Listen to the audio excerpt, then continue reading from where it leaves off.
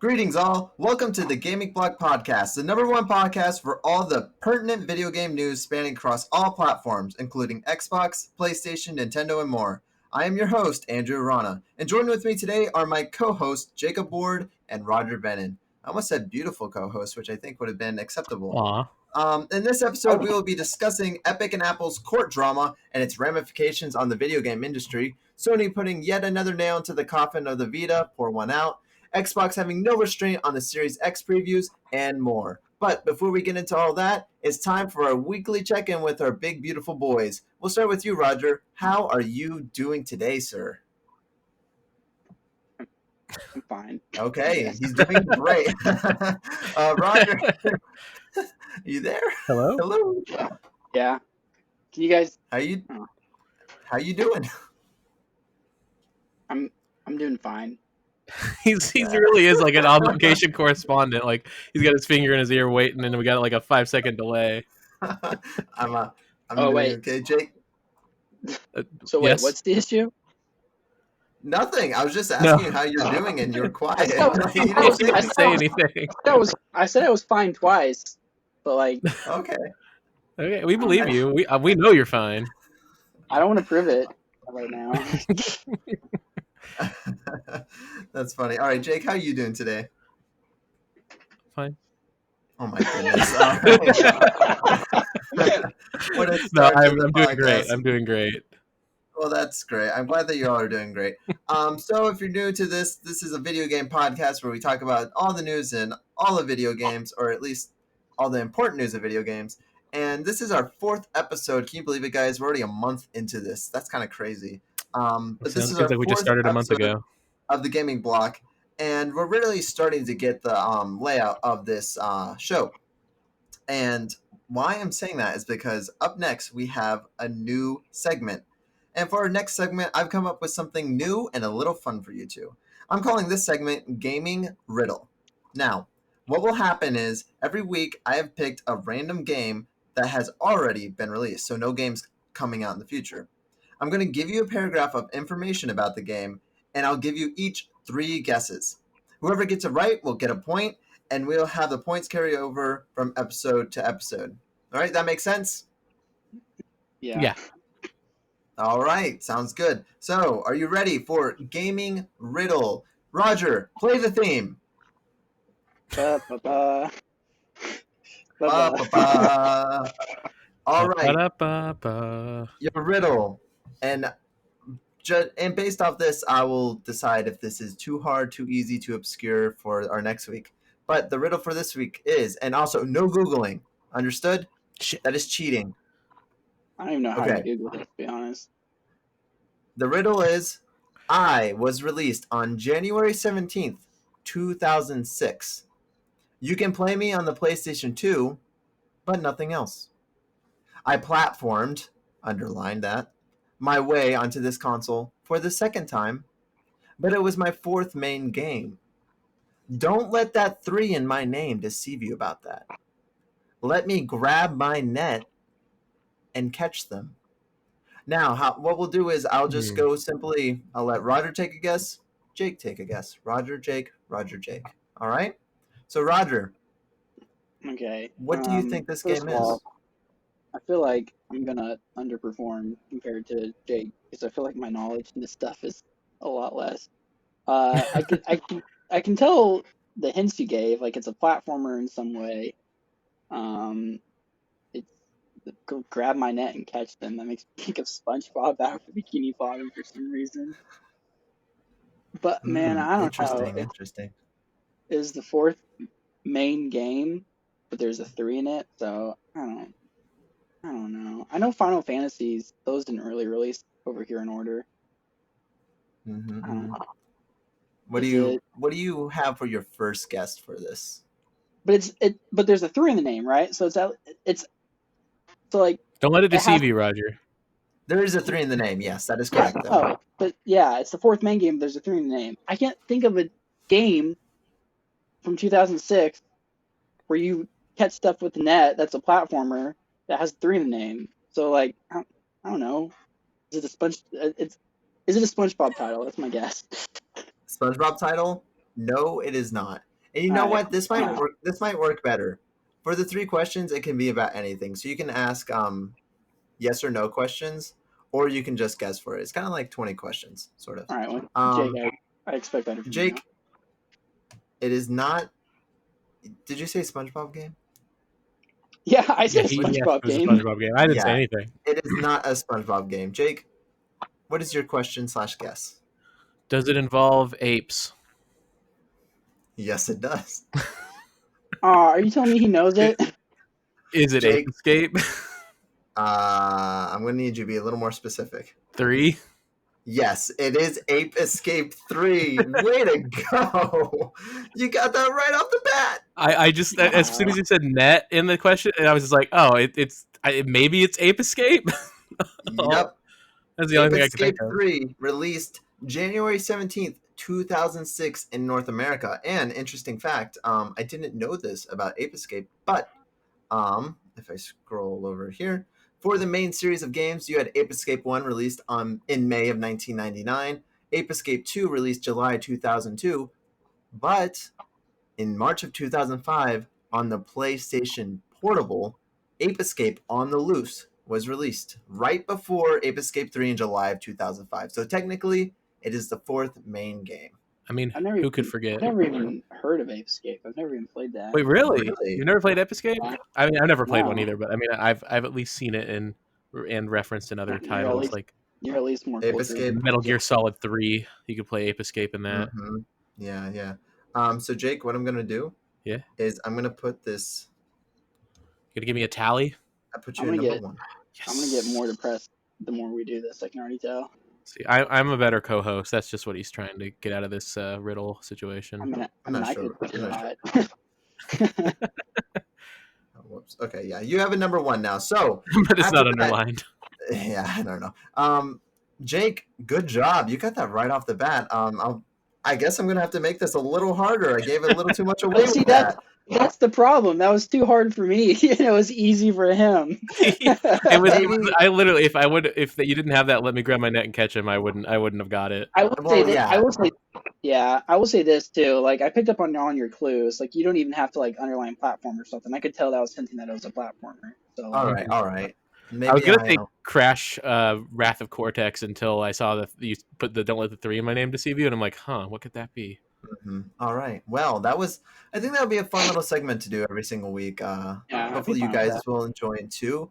I'll make sure to do some more modern things, maybe of the Xbox variety for Roger over there. That way, he can at least compete a little bit. Look, I've played older stuff. It's just my knowledge isn't as vast. Okay. Ape Resident Escape Evil is- 4. I have my select knowledge. Is what I have. Ape Escape is pretty obscure. I'll give you that. So Is it? Well, I also, I mean, I I don't don't know. know. They made 4 of them. I didn't play the That's true. PlayStation 2 that much, so there's that as well. What if we got Yeah, fair enough. a Ape Escape game on the PS5 with ray tracing? Wouldn't that be a beautiful thing? There is that rumor, if you recall, that the Ape Escape website came back up. I Mhm. think it was a few years ago, and there's rumor that a remaster was coming to PS4, but alas, it is nothing ever came Konami out of it. though. That'll So, happen. all right, boys. I'm just imagining a dark room with a little siren on top of the monkey's head that's illuminating the whole room. Oh man! All right, let's go ahead and move into the "What have we been playing" segment of the podcast. Let's start with Jake. What have you been playing this week? As far as this week, I haven't played much. I've mainly just been working. But I have been hopping on Animal Crossing again every now and then. I got my museum updated so I can get artwork back in there. Got my Cute. campground. I got Judy and Lionel on my island this week, if that means Nice, anything to nice. anyone. Judy, she looks awesome, so I'm excited to get her on there. And then I got Lucky at my campsite, and I'm working on getting him convinced to live on my island forever. All right, that sounds good. I'm glad that you're on that Animal Crossing kick still. I know it's weird because it's like when I got to the point I was at on my original island, I was just kind of like, okay, I'm complacent with where I'm at, and now I'm like back into it. Like especially with all the Halloween stuff they've been adding, like I want to get all the recipes for all the Halloween stuff before the holiday season is over for it. Mhm, I was gonna yeah. ask with all the new updates, is it would you say it's worth getting back into?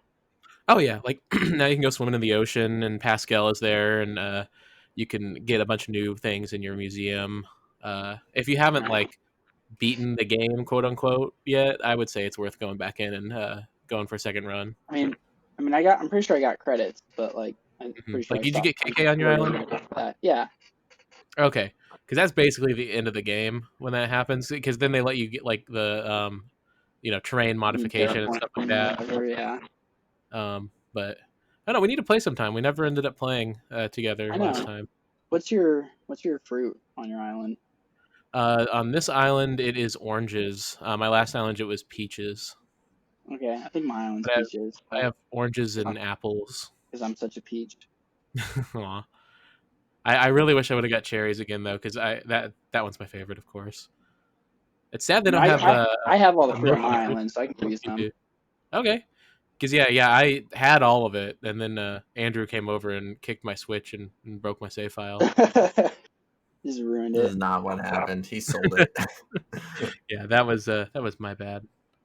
Yeah. So, Roger, you've been playing anything interesting? I know that right before this podcast, you were checking out that Call of Duty Black Ops Cold War beta. Why don't you tell us a little bit about that?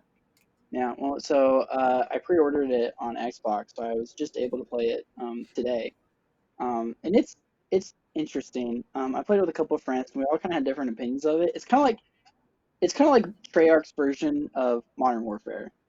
It's a weird mix between that, and from the beta, like from what I've played so far, the movement's a little just kind of weird. Like I don't know how to really put it. It's just kind of clunky. Shooting in the recoil and stuff is fine. When I play modern shooters and like history shooters, like realistic quote unquote shooters, how the guns feel and look and sound play like a really big part for me if I'm going to get into that game or not.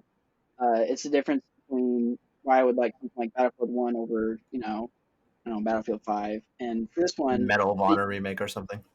yeah, and for this one, the guns they're not quite, they shoot okay, but they're not quite like, I don't know, they just don't have the same sound design and the same impact and feel as Modern Warfare's guns. And They don't got that that feel. yeah, they really don't, and that's a bit of a bummer for me, Shooting a 50 cal in Modern Warfare, I mean, you felt that. A shotgun, you felt that. You don't feel it in this one. I mean, you could feel that shotgun from across the map in Modern Warfare. No, dude, don't even get me started, because how they handled some of the stuff in Modern Warfare, I don't really agree with. But overall, I had a fun time with that game. But this one, I don't know. I don't want to come across as too negative, but those are just kind of things that stuck out to me. And oh my god, trying to join parties and lobbies is a nightmare. There's so many visual glitches and kicked all the time. It's just rough. It is a beta, so I guess I give it the benefit of the doubt at least for that kind of stuff. I'll say this: the maps are a lot better than Modern Warfare's is. Their launch maps. Yeah, now tell me this: we still have Nuketown, right? I don't know.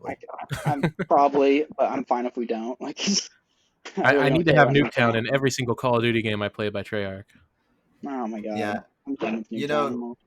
You saying all that kind of makes me disappointed because Jake knows for sure, but I'm a big I used to be a massive Call of Duty fan, and it was around Black Ops. I think I distinctly remember Black Ops 3 being shown. I was watching the trailer in my bedroom, and I almost cried because when I saw it shown, it was all futuristic and stuff, and I was like, this is it. Call of Duty's dead to me. It's not cool anymore. It's going. I knew where it was going, and Advanced Warfare and Ghost and Infinite Warfare. It just went that Black Ops 4. It went that direction. See, I had it made me very sad. I had the opposite reaction to it because I was getting really into Halo at the time. I was like, oh, this could be kind of like Halo with all the futuristic warfare. It's awesome. But then all was that. Like all the games across the board were that, and there was not very much. Well, variety. not only that. I have my ups and downs with that series, but it's not only that, but what Roger was saying about Call of Duty was so much about Call of Duty 3, you shoot that what do you call it? The rifle, whatever it's called, but it's got that like click of the gun and you can feel it shoot and stuff. Like that's awesome. Yeah. And then you get to the future ones that are all laser guns. It's like this doesn't feel right. It doesn't sound right. And that's what I'm excited for with the new and stuff. It's weird. Yeah, and Modern Warfare, I played that one because I'm a massive Modern Warfare fan, so I pre-ordered that and I played the campaign. It was pretty good, And Campaign looking was at Cold War, I was excited for it too. I'm hoping. I do know that Treyarch is doing the multiplayer, which is what's exclusively in the beta right now. Mhm. But Raven Software is actually making the single player, so I'm hoping Oh, that the single player will be not so as janky as what you're saying. that's So here's the interesting. funny thing about that, by the way, because you know how that was originally supposed to be Sledgehammer that worked on it.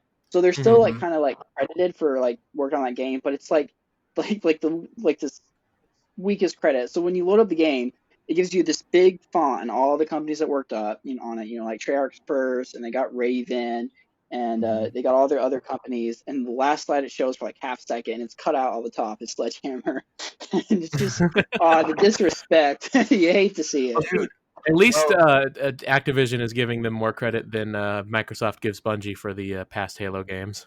Well, the thing Uh, is with Sledgehammer, like I don't know if you guys know this, but I think it was the beginning of this year. Activision goes around and checks on the project and stuff, and this was Sledgehammer's game. yeah, And I guess they went over to it and they were like, "This is terrible, guys. Fix this." So they brought over Raven and Treyarch, and they've essentially made a game in 10 months. I have no idea what it was. campaign they're doing. I don't believe that this was supposed to be Black Ops Cold War when they were originally doing it. I think that is a brand new campaign that So they this could be a pretty rough Call of Duty, is what you're guessing. it Okay, could. so I'll give you some info because I've been following it for a little bit, and what happened is it was a Sledgehammer was working on it and Raven was working on it, and they could not get along, and they had a lot of creative differences, and to the point Mm-hmm. where Activision stepped in and like, all right, if you can't get along, then like we're not gonna have you. So they kicked Sledgehammer out and brought in Treyarch to kind of take over and hold over the project. The rumors were always going to be that it was going to be in Vietnam. I mean, you don't know if those are true or not, but ever since basically World War II, their next game, the rumors were it was going to be a Vietnam type game. Mm-hmm. So, Yeah. Mm-hmm. I mean, but this is a very Frankenstein game. Like, don't get me Mhm. wrong. Like there are some things that they're stick to, but you can feel the Sledgehammer influences, and it's definitely a Frankenstein game. And the multiplayer, I'm somebody that really likes. I mean, I like multiplayer too a lot. I got Damascus came on Modern Warfare, which is a complete waste of your time if you ever want to do that. But I also like the zombies mode, and it will it'll be interesting how that's handled too. Because Yeah. Black I Ops just 3, Assuming worry I really Treyarch like about. the is going to be zombies doing mode. all the zombie Black Ops stuff. 4 zombies was garbage. What, Jake? I said I'm assuming Treyarch's going to be doing all the zombie stuff. Yeah, you Mm-hmm. would think so, but Sledgehammer does zombies too, and it looks like a mix of the two. So it could Now, be really now good. It could be what did really bad. Sledgehammer do in the past? Like they helped with Modern Warfare 3, correct? Yeah, they were the And ones when Infinity Ward was exploding on itself when the leaders left and founded Respawn. Sledgehammer was like, okay, we're coming in and we're doing this. And then I believe they are the ones that did. Did they do Advanced Warfare next, Roger? I'm pretty sure they I'm did. And pretty then they sure they did they Advanced Warfare. they did They did Advanced Advanced Warfare Warfare, and then World Target War Fighter. Two. Oh, they did And World World War War 2. II, I thought was pretty good. I actually enjoyed World War II, which is why I was excited for this Yeah. one. I know, I'm a I bit mean, in the minority there, but I had a solid time in World War II for every zombies multiplayer campaign. I didn't have a bad time in that game at all. So the So Advanced World War Warfare is where Two. I left the Call of Duty at last. I haven't played one since then. World War II was good. It had, especially the campaign, it had a lot of cool concepts. If you remember, there's like that one mission with the French resistance where you didn't even yes, fire that a was the gun. best part. That was by far the best part. Yeah, but I feel like their characters and stuff weren't that strong. At the end, No, when they that should one have. Jewish guy gets kidnapped, I didn't care at all. But I was like, I guess I got to go save him. But thankfully, they aren't doing the story. Raven's doing the story, and Raven, they make good shooters when they used to make games. They haven't made a game in 10 years, so they've just been on support duty. Who Mm. worked on So Warzone? hopefully, Raven working on well, yeah, Warzone? Or is that somebody else? they help out with almost all the Call of Duties. Like they're Mhm. just always there to support. They work on Warzone. They work on the mainline ones. They're just there, You're like the Watson to kind of. Activision. Yeah, basically. So, all right, that sounds good. Was there anything else that you want to talk about that you've been playing, or has it that been about Uh, it? I've also been playing the God of War game on PlayStation 4. I really Oh, what enjoyed Ooh, that. do you think of I that? never played it before, and I haven't beaten it yet, but I'm really enjoying it. I have very few things that like I don't like about the game. Like it's all pretty much gold standard A quality type stuff. I yeah. really like it. You know what impressed me Definitely. most about that game is because I've heard about the story being good, and I heard about the graphics being good, and the gameplay being good, and all those things are true.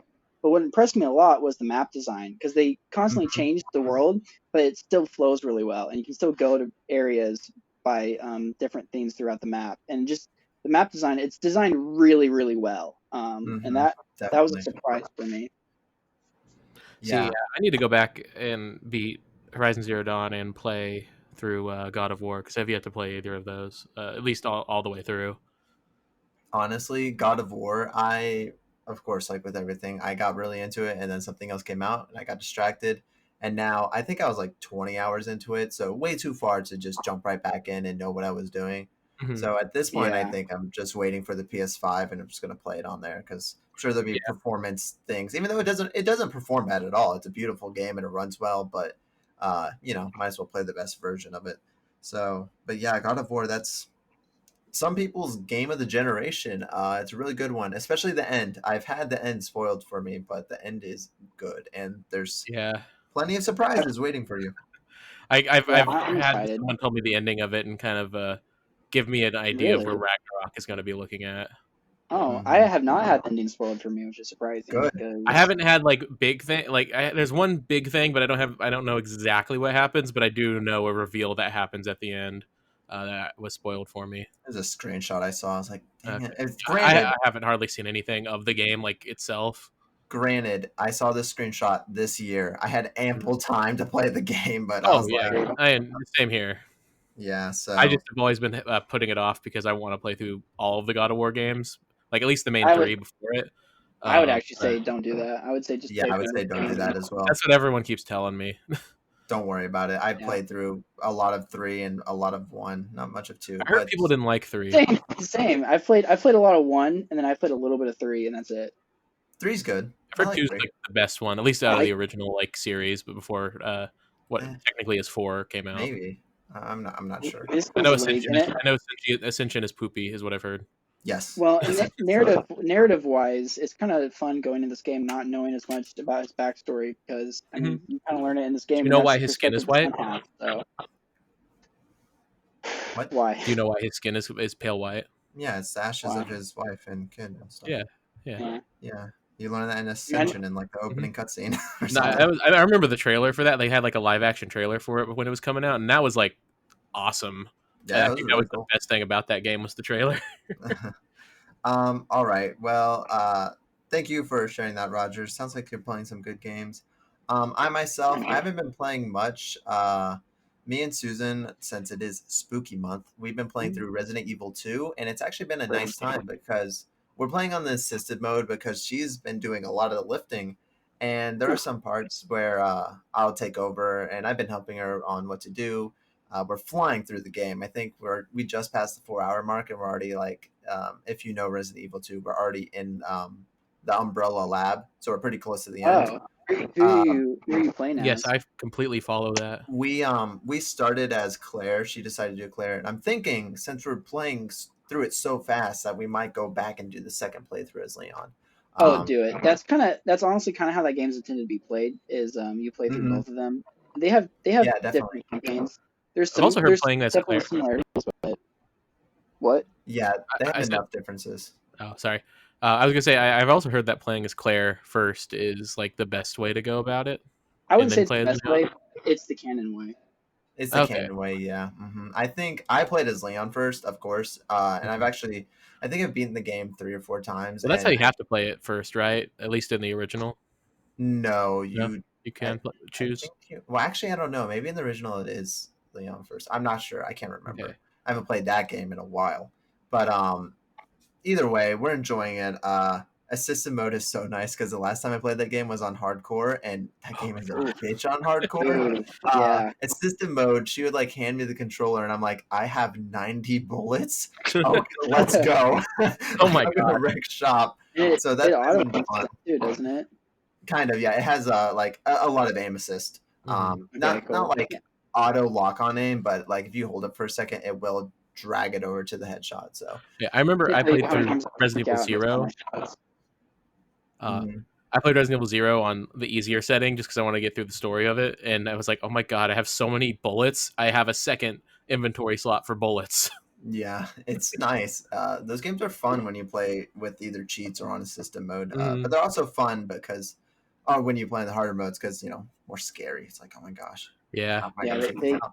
I really they want to play create through all of them so I really can good get to situations 7. of tension. You Yeah, haven't played 7? Jake. I have not played 7. I played the opening of 7 to where you get to the like what was it Mia when she turns on you and cuts your arm Yeah. off. That's about as far as I've got. Jake. Listen, my guy. You don't have to play the others to play 7. Exactly. Yeah, just like with God of But War, you I do not have to want play them. to It's not worth appreciate it. it more. You can No, you appreciate it without playing through all of them. Like, There's take it literally from like someone 3 who's played. callbacks. Yeah, there's not much. I think at the end you'll be like, oh, who's that guy? But other than that, like, I know Chris. see, you already know him, so you're good. Like, there's really nothing else. Should You know should I who play the Umbrella VR is? You know mode or should I Chris. play who's Umbrella? Is that the thing like you have outside when it rains? All right. Well, we're gonna move on from there. The only other thing I've been playing is I've been playing some more VR because the Oculus Quest 2 came out, and of course I had to get it. Playing some more Beat Saber on there because that's always going to be a game I go back to. But I also bought Space Channel 5 VR, and if you've read any of the reviews about that game, they're all true. It's short. It's not very complicated at all. There's not a lot to it, and it's kind of expensive, like $25 for it. Wow. But I love Space Channel. I did a playthrough of it on my YouTube channel earlier this year and fell in Check love it right out. away. So yeah, I'm a big Space Channel 5 fan now, and I was like, oh, there's a VR game. I gotta get it. But we'll talk more about the Oculus Quest 2 later in the new releases. We're going to go ahead and move on to our next segment, which is our fun question segment. Boys, And I already have an answer for you. I have a serious question for you, okay? Cards on the table, completely serious. Roger, are you listening intently? Oh, super intently. All right. Go. My question is water just bland soda? No. Hard no. Hard no. Yeah, All right. that's a bad question because what makes a soda is the carbonation, and water is not a carbonated drink. Listen, In that case, is water I've just a flat soda? No. No. Look, okay, look. All my cards are on the table. All right, I got 4 aces showing. All right, water All right, is all right. water is not. So I've had carbonated water before, and it's garbage. It's Yeah. utter trash. So It's just the worst thing in the plain world. water. Yeah, it's terrible. Have you ever done that where you go to like McDonald's or something and you go to the pop machine and it just spits out carbonated water and no Oh my syrup? god, that's the most disappointing worst. thing in the world. Especially like if you're at McDonald's, you're gonna get a Coke, and they're out of Coke. That's the Yeah. worst. Yeah. So no, and it's chemically different. I'm sorry. Mhm. I can't The worst is when you have your drink half full, and then it starts spitting out the carbonated water. Yeah, that's bad. Again, I'm not a this question is triggering me, to be honest. Getting messed up. Well, Trying that's up a good. whole other can of worms. If anything, that was the intended goal, so mission accomplished. All right, well, I guess those are some hard no's across the Yeah. board. What do you say, water. Andrew? Me? Oh, I Yeah. don't know. It's a stupid question. Why would I answer that? Not gonna stoop to our level. Yeah, Fine. of course not, guys. Come on, I'm the host. I can't be seen out here answering dumb questions like that. What would that make me? Stupid question. Very. I feel All ashamed right. just for like humoring it. Let's go ahead and move on to the news of the week. Play the news theme. All right. Number one in our news story, Epic and Apple might ruin gaming markets for everyone. That's right, you heard me. No. Epic and Apple might ruin all of our gaming markets. This is written over at nichegamer.com. Article by Ryan Pearson says judge forbids Apple from removing Epic affiliated dev tools. Case could have, quote, serious ramifications, end quote, for Nintendo, Sony, and Microsoft. We move down to the article below. The judge in the Epic Games versus Apple lawsuit over the App Store's alleged monopoly has, quote, granted in part and denied in part, quote, Epic Games' motion for a preliminary injunction. As previously reported, Epic Games announced that the price of V-Bucks, Fortnite's in-game currency that can be bought with real money, would permanently be 20% cheaper on all platforms. However, on Android and iOS, a new payment method was introduced. Rather than buying the V-Bucks through Google Play and the App Store respectively, Epic launched the, quote, Epic Direct Payment, end quote. Quote, when you choose to use Epic Direct Payments, the announcement explains, you save up to 20% as Epic passes along payment processing savings to you, end quote. So basically they're going around Apple and Android. This is due to Apple and Google's collecting a 30% fee through all V-Bucks bought on their respective platforms. As such, the 20% drop is not being applied to purchases made through them.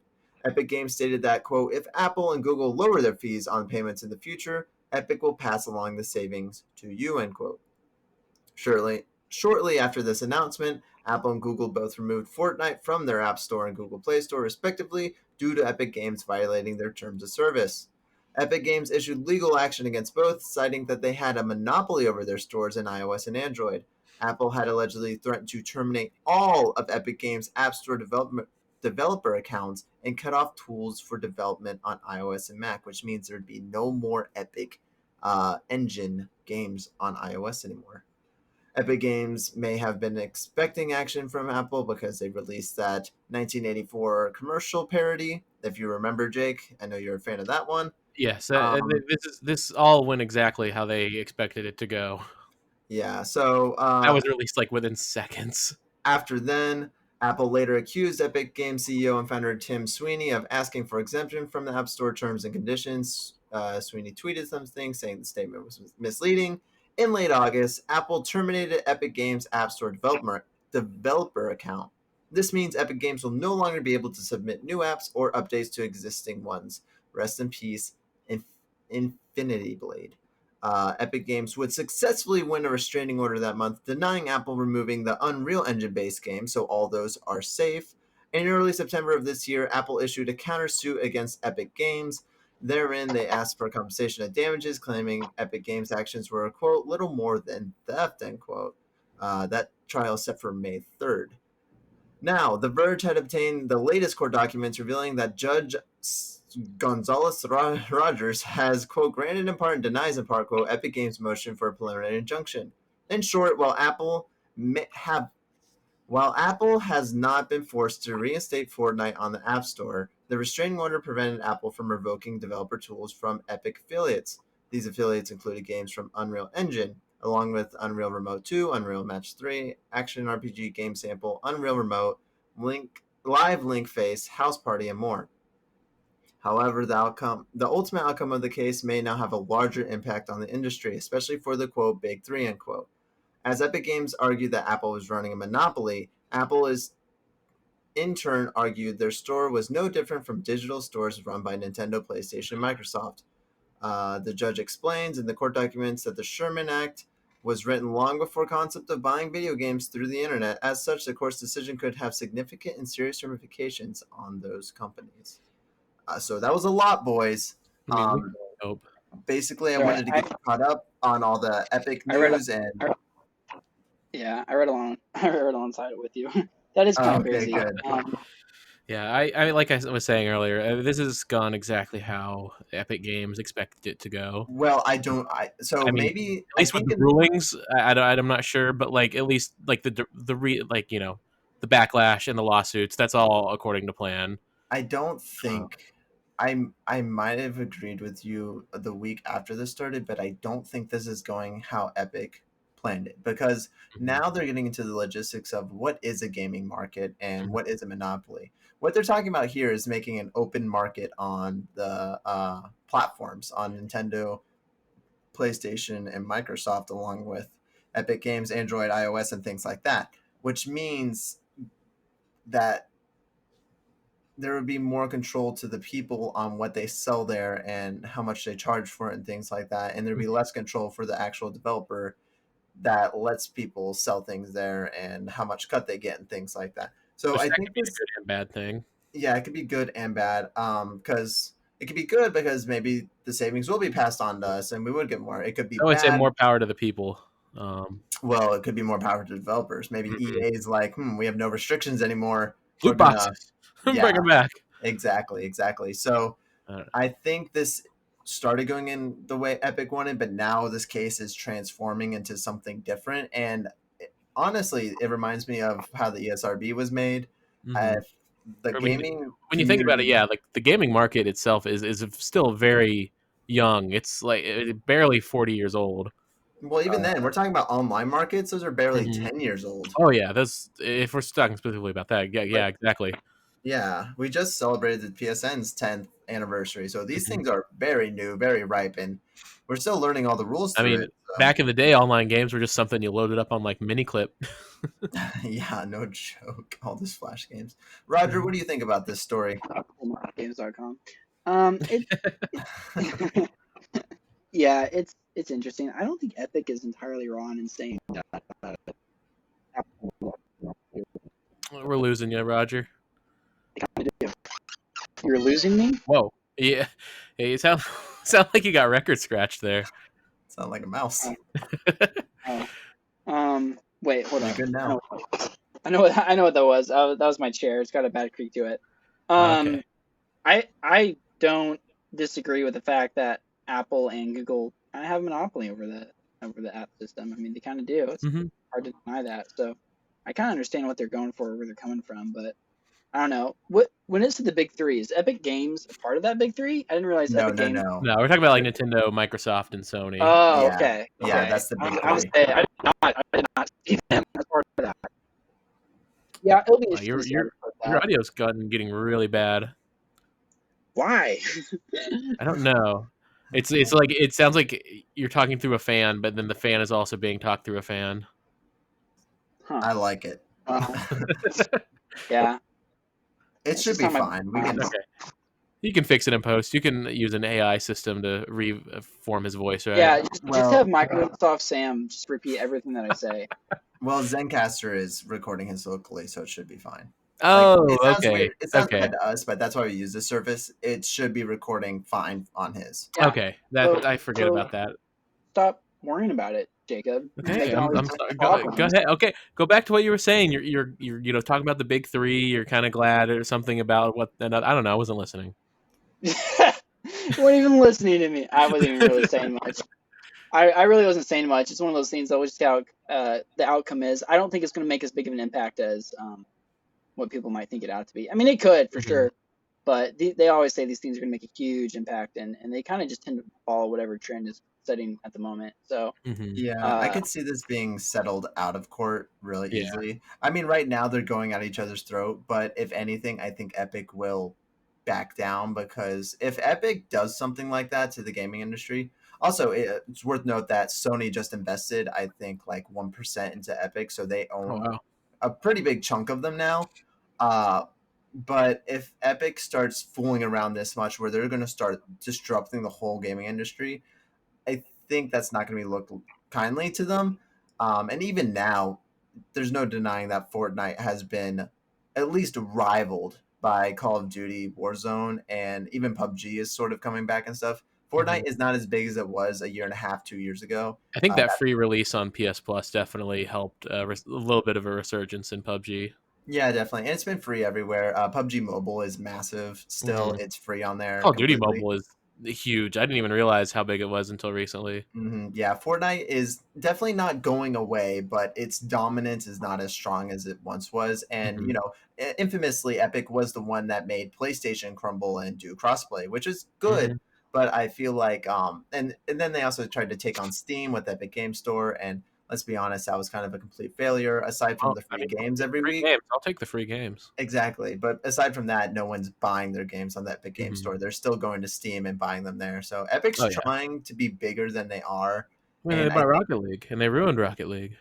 with this one, they're really biting off a little too much than they can chew. And I Mhm. could easily see this being settled outside of court and maybe Fortnite never comes back to iOS and Android. I don't Mhm. know, but That's maybe thing. it That's the does. saddest thing. Like Infinity Blade, I know they had already been delisted because for whatever reason, Epic Games didn't care for those titles anymore. But I still was able to download them for my purchase, regardless, because I had all three titles, and now they're just gone. So if anything were to happen to say like my phone or my iPad, I don't even know if my iCloud backup would include them if I were to, you know, get a new device.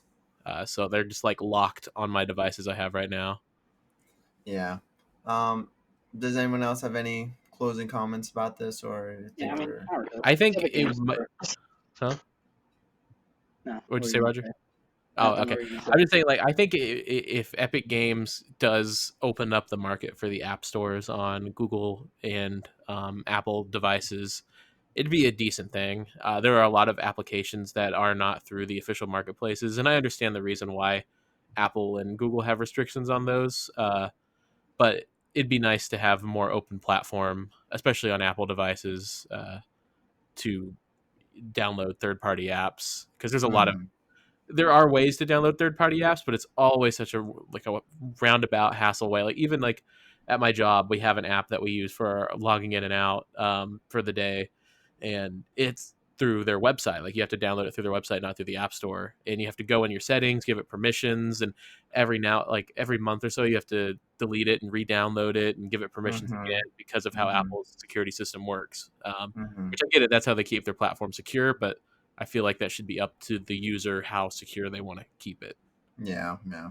Definitely annoyance and not something that people are going to do for a free game when there's Hmm. literally thousands of other free games. So, Oh yeah. all right. Well, with that, we're going to move on to story number 2, and that is it seems like level 5 wasn't a high enough level to stay relevant in North America. This is actually a sad story, especially to me. Over on GameSpot.com, written by Ty Gallez Rowe, it looks like Level 5, developer of Yokai Watch and, more importantly, Ni no Kuni, has basically shut down in North America, as reported by GamesIndustry.biz.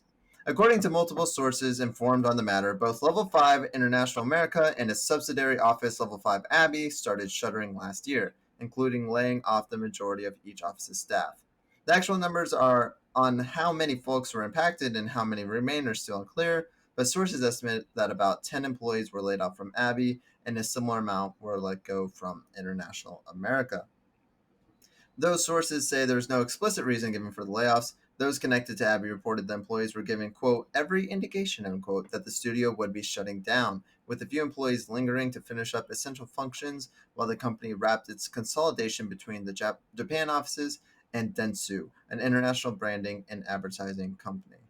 In July 2019, Level 5 International America confirmed it was closing its design department, laying off 2 employees. At the time, it claimed it would not be part of larger restructuring. And just for context, these are not big companies at all. Laying off 10 employees is like a fifth of their total. So those are pretty Hmm. big numbers for level 5. I am a massive fan of Ni no Kuni, and even Ni no Kuni too. I got quite a bit way through there. I never cared about the Yokai Watch games, and it seems like I'm part of the problem because that's why they shut down. I know Jake can talk about how unrelevant Yokai Watch was. Roger, if you're good with that, I'm going to kick it over to him really Yeah, quick. go ahead. For me, All okay. right. Yeah, yeah. I remember when Yokai Watch first came out; it was huge. It's like it kind of felt like a Pokemania situation, at least at first, because you had all the toys at McDonald's. The games were selling out when they came out, and there was all that merchandise on the shelves for it. And then, it's just all like very quickly. Like once the second games came out, it was when they tried to do that Pokemon system of having like a brother sister title. I Mm-hmm. think that's when everyone just kind of fell off. And they even made a third version of that game as well. And I just remember those like never moved. They just Mm-hmm. were always on the shelf. I think like there's some of the last 3DS games you can find at a lot of retailers too. I never played any of the Yokai Watch. Oh yeah, and it also had like a Cartoon Network show to tie into it. Mm-hmm. Yep. Yep. So like they really went all out with it. Like that was going to be their Pokemon. I just don't think the designs were as iconic. I don't think they were bad. I don't think they were something that like really resonated with younger audiences as much as like say like Pikachu and other Pokemon and Digimon. Well, And, well, I think the thing is, and it's the most obvious thing, is that when Pokemon came out back in 1995, 6, mhm. whenever it was, the difference was there was no Pokemon. Oh yeah, like When Yokai Watch came out, there was still Pokemon. yeah, we still got Pokemon's still huge. And Yu-Gi-Oh Digimon. still has a presence. It's not as big as it was back in the day, but it's still Oh, there. even without that, I think just Pokemon alone is enough Yeah, to destroy something like this. That's so because clearly inspired by yeah. it. Just like Digimon before it's I mean Digimon is making kind of a resurgence, but it's definitely not wasn't going to take over the market. Um, I don't know. They have that new game coming out for Switch. That's going to be. that's not coming out in America now due to this, correct?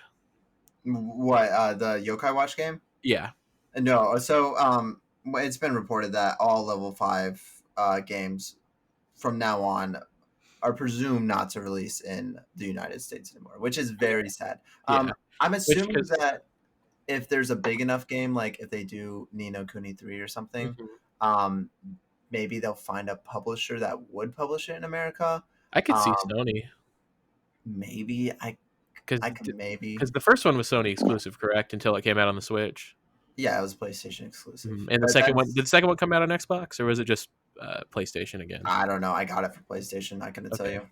Because I mean, I could see it being one of those things that is one more thing for Sony to have against Xbox or Nintendo. I guess, It's but it's not a huge title, but I know everyone who's played it because I haven't played it yet. I know you gave me the first game on PS3, but I still haven't touched it. it's good. So I am part of the problem. But from everyone I've heard, like everyone who's played the Ni no Kuni games, they love them. I heard the second one wasn't as good, It was um, different. but yeah, but I have heard the first one is wonderful. I think the problem with the second one is that the first one had the reputation of Studio Ghibli helped with the art and stuff, and the second one Studio Ghibli did not help with the art. Mhm. And I can And tell so that right away. people automatically judged it for its looks. And it's like, okay, well, you need to play the game. Personally, 2 had this whole like castle building system where you're kind of like creating a town and stuff and Okay. leveling up your castle, and I enjoyed that a lot more than the first one. I got farther in 2 than I did in 1. So Well, I see, guess that's I would another say, thing. They were trying to compete with Game Freak's Town, and oh yeah, you can't compete with Game Freak's Town.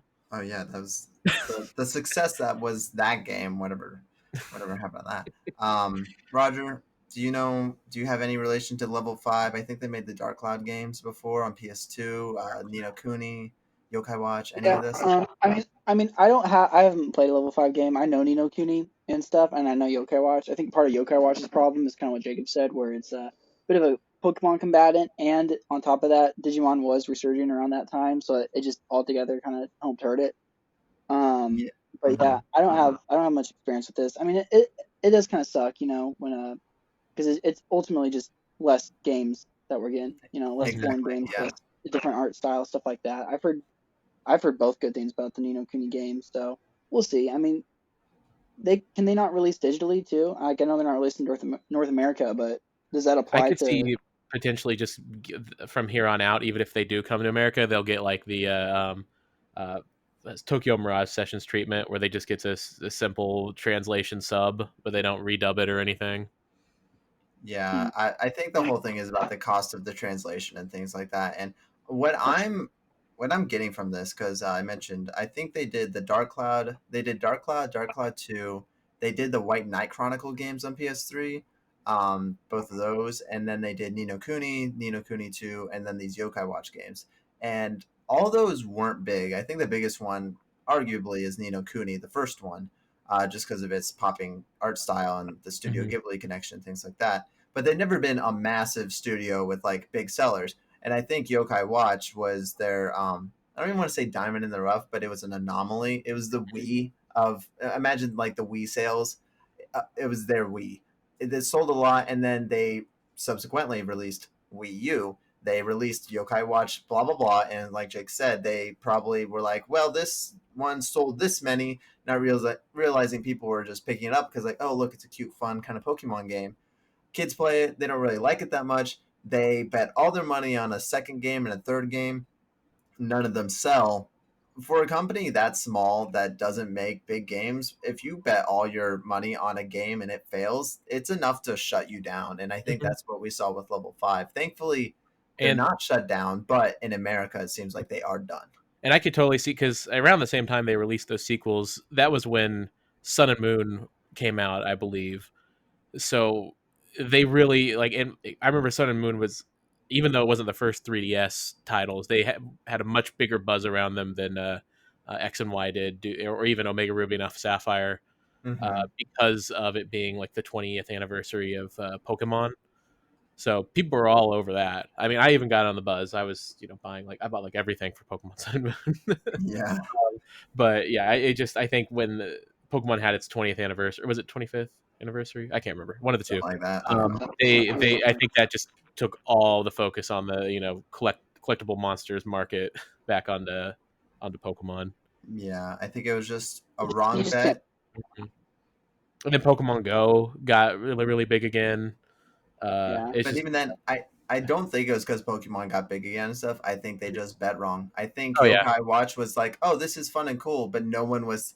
I mean, there's obviously the comparisons to Pokemon, but I don't think it was it for it to be successful. Pokemon had to fail. I think that Yokai Watch needed to, if anything, move a different direction from Pokemon, but instead they tried to directly compete with it, and that Yeah. was I mean, the new one that was demise. coming out, like the way it looked like it was going to outdo Pokemon. I mean, it was, it's still coming out, but not here. Mhm. Potentially, it looked like it was going to outdo Pokemon on its own system. Yeah, honestly, I mean that one looked great on the Switch, but who But knows? that one's been in development for how long now? It's Too like, long. yeah, even 3 before, years. like we've had 2 Pokemon games on the Switch now before that's even came out. Yep. So too long, not enough sales. Mhm. Recipe for I think, disaster. yeah, they just lost that market for yokai. Even though it was diminishing, they completely lost any interest in it. I think at this point. Yep. So rest in peace, level 5. Hopefully you will grace us with your presence in the future. Moving on to story number 3. Sony puts yet another nail in the Vita coffin. Also, they put a nail in the PSP and PS3 coffin. Written over at IGN.com by Matt Kim. In an email sent out to PlayStation account holders, Sony confirmed that a brand new web and mobile PlayStation Store experience is coming and confirmed the changes revealed in a leaked email. Although originally, this is a update. My bad. The PlayStation Store experience is about to receive an overhaul soon, as Sony makes plans to limit what's available to purchase on the web and mobile versions of its digital store. In an email sent to PlayStation development partners, which IGN has independently verified, Sony says that starting on October 19th for web and October 28th for mobile, certain digital products will no longer be available for purchase. There is This an update on includes that. Your information's a little outdated. They did send out an official email to all PlayStation users. Yeah, that's what I was reading at the beginning of the update. And I wondered, it's the 21st through the 26th is when they're going to be doing these updates. yeah, and 28th on mobile. Yes. So this includes PlayStation 3 games and add-ons, PSP games and add-ons, PlayStation Vita games and add-ons, apps, themes, and avatars. Sony is also doing away with the Your Wishlist feature, which no one even knew existed. Yeah, I didn't And even know. games currently on the wish list will be removed. So yeah, I put the Vita gets another nail in the coffin because the PS3 store is god awful. If you go back to PlayStation 3, we didn't understand how bad it was until we got PS4. I mean, PS4 isn't that great, but PS3's is terrible. It lags awful. It's a mess. There's a lot in there. Just try to search something on there. Exactly. But on PS3, you will eventually find what you're looking for. Same with PSP. The PSP store is very rudimentary. It's a lot like the PS3 store, but you will eventually find it. The Vita store, however, Don't even get me started on the Vita store. as someone who owns hundreds of games digitally on Vita and themes and add-ons, it is unusable. Roger, listen to me when I say the Vita store is I'm hearing you. unusable. You like scrolling, how- kids? You know how You like bad scrolling? the Vita store is? If you go on there 2 years ago and look at the new releases, it has been the same 5 new releases over and over. But if you go over to the new releases tab, there are new games still coming out for it. People are still putting games out for it. Not a lot, but 2 to 3 games a week. But the top part where it has like the scrolling pictures of new releases, they have been the same games for like 2 years now. And not only that, but if you go to your download list, it's just one big list. And if you have 500 things in your download list like me, and you scroll all the way down and click download, and you're trying to download multiple things, it sends you right back to the top, and you have to scroll all the way down again. Click download. But not only that, it Oh, but even not only has that. it even has all of the titles you purchased on PlayStation 3 Uh-huh. or PlayStation 1 or PlayStation Portable that are not available to download Yep. on the Vita that you have to scroll through, including themes and DLC. And movies Yeah. or whatever you got. Mhm. So they have that too. Everything. And you would think, and now Roger, I know what you're thinking. You're thinking, well, Andrew, instead of doing that, just go to the search bar and type in whatever you want to download. Oh, Roger, that's a great idea, except it doesn't fucking work. I mhm. don't understand how a store's search system does not work. I was trying to download, I would try to download like Sword Art Online, Hollow Refragment or Hollow Fragment, whatever it's called, the first one, and I'll go to the store and type it in. Search bar, Sword Art Online, Hollow. Close enough. Search what comes up. First, 50 DLC items come up. Mhm. Then the demo will come up, and then I don't know, Crash 2 is there, and Lumines. And I'm like, where the fuck is the game? The game's not there. It just doesn't work sometimes. Sometimes games are just not there. You search for them and you can't find them, and then you have to play 20 questions. Do I need to put SAO? Do I need to put this? Do I need to put that? And it's honestly a toss up if you'll find it or not. So the Vita store, this is just another. This is Sony going out and trying to shoot the Vita again, and it's amazing because this system, I feel like since it released in 2013, has been or 2012, my bad, has been like attempted murdered by PlayStation since its release, all with the start of the $100 memory cards. But this system won't die, and even with this, I don't think the system is going to be dead from its users. I just think it's going to make Vita it. does mean life. It's I just mean, going to make it a massive headache. how popular is the Vita? I mean, I know you guys play it, but I mean, I I think feel there's like like it's not that 2 popular. or 3 people. The Vita sold. There's no official numbers because, of course, whenever one of these companies are losing, they're like, "Oh, we don't want to put our numbers out." It's But it's projected to sell better estimated. than the Wii U. It's estimated as around like a little over 20 million Vita players or Vita owners. Mhm. So Yeah, which but isn't a how many lot. people still play it though? I mean, I think you Yeah, guys are in the is there like minority here. I active don't think numbers? anybody touches it. There is still an active fan base. I don't know. I couldn't tell you if like I don't think it's like It's got to be super hundreds of small. It's got thousands, to. but there's definitely. I know it was a big enough presence that limited run games like did their best to stock up on Vita cartridges before they Yeah, ceased productions on them, so they could continue releasing limited run game bundles on there, which I I think would they've since ran out. So I would definitely say that there are tens of thousands of people still active. Like I know for a fact that if you get onto Killzone Mercenaries, one of the first launch games, that you go to that multiplayer, there's still people playing that multiplayer to this day. So the Vita has a very active and hardcore fan base, myself included. I mean, Jay can tell you how I just bought a Vita this year, another one, another and I had to go through the whole download process, and it is such a pain in the ass. And it would be nice because you could just go onto the website and download things to your PS3, and then from there download them or connect the Vita to the PS3 and then just transfer the files. But with this, they're taking yet another thing out. And any new games releasing on the Vita from this point on, who knows if you're going to see them? Because, like I said, they don't update it ever. The same new games showing have been for 2 years. So if you're releasing a new game after this update comes out, uh, you might be out of luck. Like you might be selling nothing. Mm-hmm. I mean, it'll be like the Dreamcast. There's still people making games for the Dreamcast. Well, yeah. But I think it's obvious why Sony's doing this too. They're just trying to clear clutter for the And that's the PS5. thing. Like Yeah, I it mean, is it's kind of about that inevitable for this time to happen. to cut ties with that generation of consoles. There's only so long a company can keep. I mean, the servers are still up at least, but to keep their like main platform for access to their titles to still have stuff from like 2006. That's that's Yeah, impressive, but at the same time, they are in need of an update, and I'm sure they don't see really the benefit of keeping those titles on their I website. agree and I disagree because Microsoft still has Xbox 360 games that you can buy on the Windows Store. But So that's the thing They're I'm all talking about backwards as far as compatible. Sony sees it. Microsoft they are a completely different beast when it comes to keeping their titles up. I mean, you can even still find stuff on their website that isn't even available to download anymore. yeah, I Uh, know. Dude, I can but download original Xbox games. It's crazy for yeah, Microsoft. Mhm. that's where Microsoft excels is they really are committed to keeping their player base all the way from their first console, whereas Sony doesn't really see it as much of a priority or as something that people want.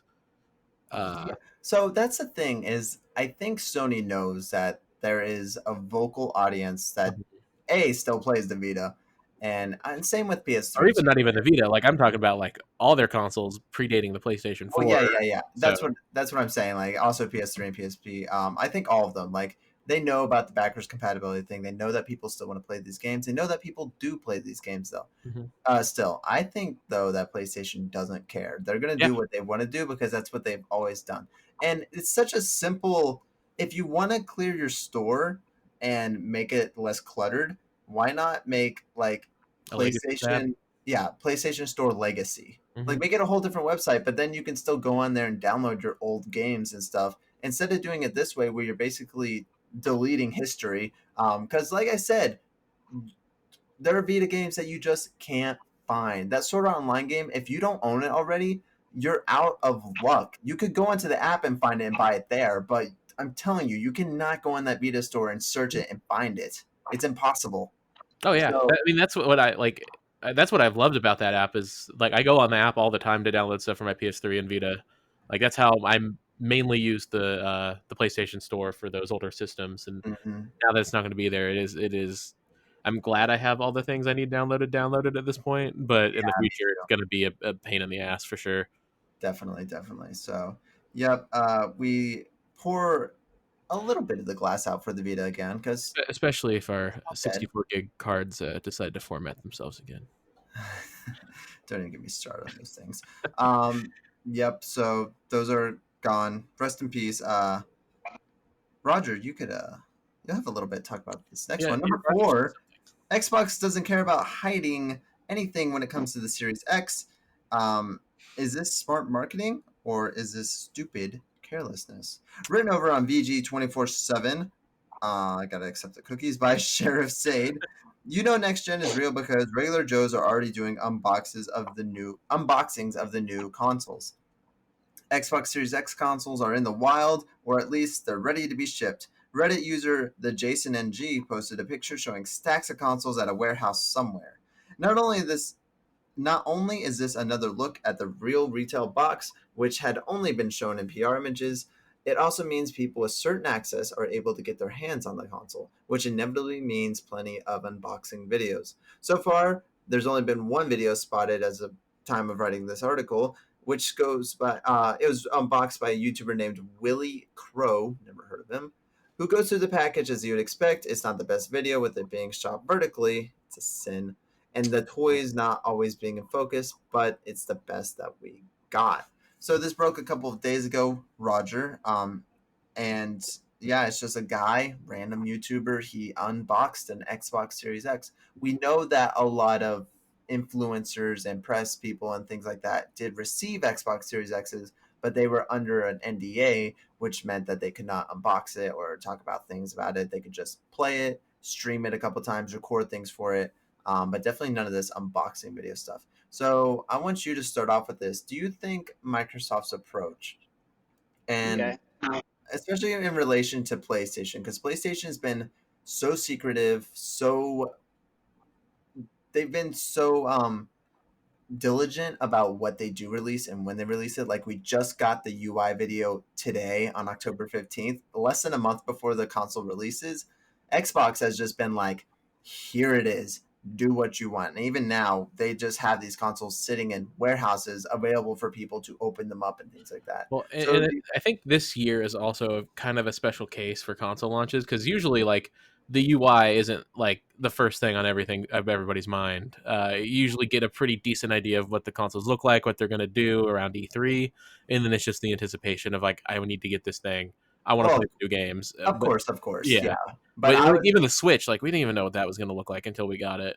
well, the Switch is different. That's not Yeah. a finished console. But Roger, do you want to talk about a little about like this Microsoft thing? Do you think Microsoft is being Am I careless about this? am I the Xbox guy? So that's why I'm I don't know. I have a couple of things with this really short article. I don't like the whole. I just don't like the influencer thing. I don't like the Mhm. influencers getting some special stuff and getting special unboxing things. And this Mhm. article, the first line it says is, it's real because regular Joes are already doing unboxings. Like streamers or influencers are kind of above us. I kind of take issue with that. I also just don't mind. I mean, I don't even know if this is like a marketing thing. They have it shipped out, and people are starting to see what it is and see what it looks like, and I think that's pretty normal. And I don't think that Mhm. is a positive or negative. If it is anything, it is a positive because for me, be as don't be secretive. Be as transparent as possible. Mhm. That's what I And I like. think That's what I appreciate. And I think with Mhm. Xboxes being as open as they have been, it has led to PlayStation, giving us that whole teardown video and this UI video. They've seen that is something people want. Yeah, I still don't think PlayStation or Sony really understands how much information we want. Okay, but Um, like also, I mean, I for me, more is better. I want to be yeah. informed about whatever decision I make. Hmm. okay, yeah, but honestly, like, does the UI video really matter? Like, No, does it really No, it matter? doesn't If matter. it's if Yeah, it's cool. something, it's if not it's something something that anybody we cares want, about. I won't take but it. like, It's Like it's something fine like if they want to show it. I don't mind it, yeah, but it's not like I it's think not it's a make or break decision. I yeah, think Apple has this like down to a science. Whenever they release a new iPhone or product or a new iOS or Mac OS, they have a really nice keynote that just breaks it all down right at the announcement. And We that's had something yeah. that Apple sacrifices lambs under their headquarters to spin out the project. What I no, think. I yeah, mean, we had the Mark Cerny Power Hour, which broke it all down for you, and everyone fell asleep during it. Sony tried it for you guys with but their see, weird they, silhouettes, and no one liked it except for me. I I liked liked it. it. I thought that was a cool video. I thought it was that was, the silhouettes were a little silly, of course, but It was a little weird. yeah, they just make them move every now and then. Uh, but like I think just like a nice one really long video, or not even really long, just like a 5 minute video that just tells us everything that it does, what it looks like, what we're gonna expect on release day. That's nice. I mean, there is some you know something nice about having that element of surprise when you take it out of the box and plug it in to see what it's gonna You're do always when you gonna turn it have that on. though. You're always But gonna yeah, have that feeling. hmm Yeah, and like but it's a big also investment. we also have to look at this that we are more into the industry than the average person. The Hmm. average person isn't looking up UI videos. They don't know that Sony posted a UI video. They probably don't Hmm. even know that Sony has a YouTube channel. And when they open that box and get the PS5 and plug it in, they're going to see the UI for the first time. This Like, is all stuff catering to the hardcore fan base. hmm And I think Sony, it's like you said, it would be better if they just did this in one big drop. I think pre-COVID that was the plan. That back in PS4, I think the UI was shown off in like June or hmm May or something, like way earlier. This is obviously Sony. They're building up, and I kind of like it better this way yeah, because we're so close to launch, but they're dripping us all this information that it feels like launch. I'm not looking forward to launch. I'm looking forward to the next thing. And then by the time that the last thing is out, which might be this, they're like, oh, we are a little over 20 days away. Like, that's insane. We're a little over 20 days away from the PS5, Yeah, and we're still getting I will information say out. it's pretty crazy how close we're getting to the launch date for the next gen hmm consoles. I like almost would not prefer a video when it comes to this information. I really like articles. I want to be able to Google search what I want and have the information I want listed and then make my And pros or cons well, of what that's I want to another make. I think thing. that's what the average consumer would do too. I don't think they would want to sit through a 50-minute video on YouTube Mhm. trying to no. figure out what decision they're making. I don't think a mom buying the console for her kid wants to watch this YouTube video. I think she'd rather just be able to Google it and figure out, okay, well, so this is what I'll get. This is That information he likes. that is another thing, Roger. Though that last year, if you recall, the first news about PlayStation 5 ever was in a Wire article, Wire magazine, where they talked about the ultra fast load times. They played Spider-Man there. They talked about kind of like the structure of the PlayStation 5. So they did do that article thing where they talked and kind of broke down what the console was going to Yeah, be. Of course, this was a year I ago, like. so it was. I don't mind getting my information that way. Yeah, me neither. Absolutely. Like when I saw the UI video today, I was like, "Oh, cool!" And I saw it was like 12 minutes long. I was like, "Oh my goodness, what are we going Yeah, to be for doing real. here?" And of course, you have those moments where it's just a lot of meandering and stuff. I'm like, "Okay, Mhm. come on." I did Let's get to appreciate it it. though because it was like at first glance I thought it was something very different from what it was, and then when they explained it, I was like, okay, I understand what it's going for now. Yeah, I think Microsoft's approach to all this is so interesting Mhm. because, um, like I said, I named that They're one two Xbox very One. different ways to keep your product relevant. Well, I think Sony is winning in the relevant products, because Microsoft, they tried to do it with a bang. They're like, here's all the information. Here you go. This is what we got. Here's And Master Chief. Never mind. people- Master Chief's going on vacation for a bit. People were very excited about the Xbox, and people are talking a lot about it. And they Mhm. had that kick-ass presentation where they show all the games and stuff, and they gave them out to influencers. And honestly, ever since they gave them out to everyone, like, here you go. It's like, oh my gosh, they have them. It's real. I'm so excited. I'm so excited. They did that a little too soon. They did that about a month before launch, and I feel like now more than ever, people are not talking about the Xbox anymore. In No. the Yeah, I gaming sphere, all I ever hear about is PlayStation 5, PlayStation 5. Oh, there's a new video for this, a new video for that. There's this new article. There's this new thing. How do parties work in PlayStation 5? They raised the limit to 100 in a party. What is that about? Oh my god! Could you imagine having 100 people in a party? Well, no, that's a thing that they did. And there's a Yeah. reason for that, which we'll get into when we talk about the UI in the next segment or in the next topic. But they keep dripping us this information and tell us these things. And there's even some like new launch games coming out. I can't remember what it was, but one of the new games was confirmed for launch. It might have been Godfall or Bug Snacks, or I don't know, something. But they're still announcing new games for launch. With Xbox over there, I think they released today or yesterday like games that are enhanced on Xbox One day one. I'm like, cool. I don't care. Like that's one thing Microsoft is really focused on, for better or worse, is backwards compatibility. Well, there's a reason for that, and the reason is they don't have anything. Like the more you look at it, it's like, oh yeah, what is coming out for the Series X? There's no launch games. Assassin's Creed. Yeah, I mean, Halo was going to be their killer app for the console, and then who knows when we're getting that now. I mean, as a Halo fan, I'd rather them take as long as possible to make it good. Of course, of course. I mean, but the thing is, it's not going to make me want to buy their console until the game comes out. Yeah, and like I did have a Series X pre-ordered, and then money and stuff. I'm like, oh, okay, how am I going to make this work?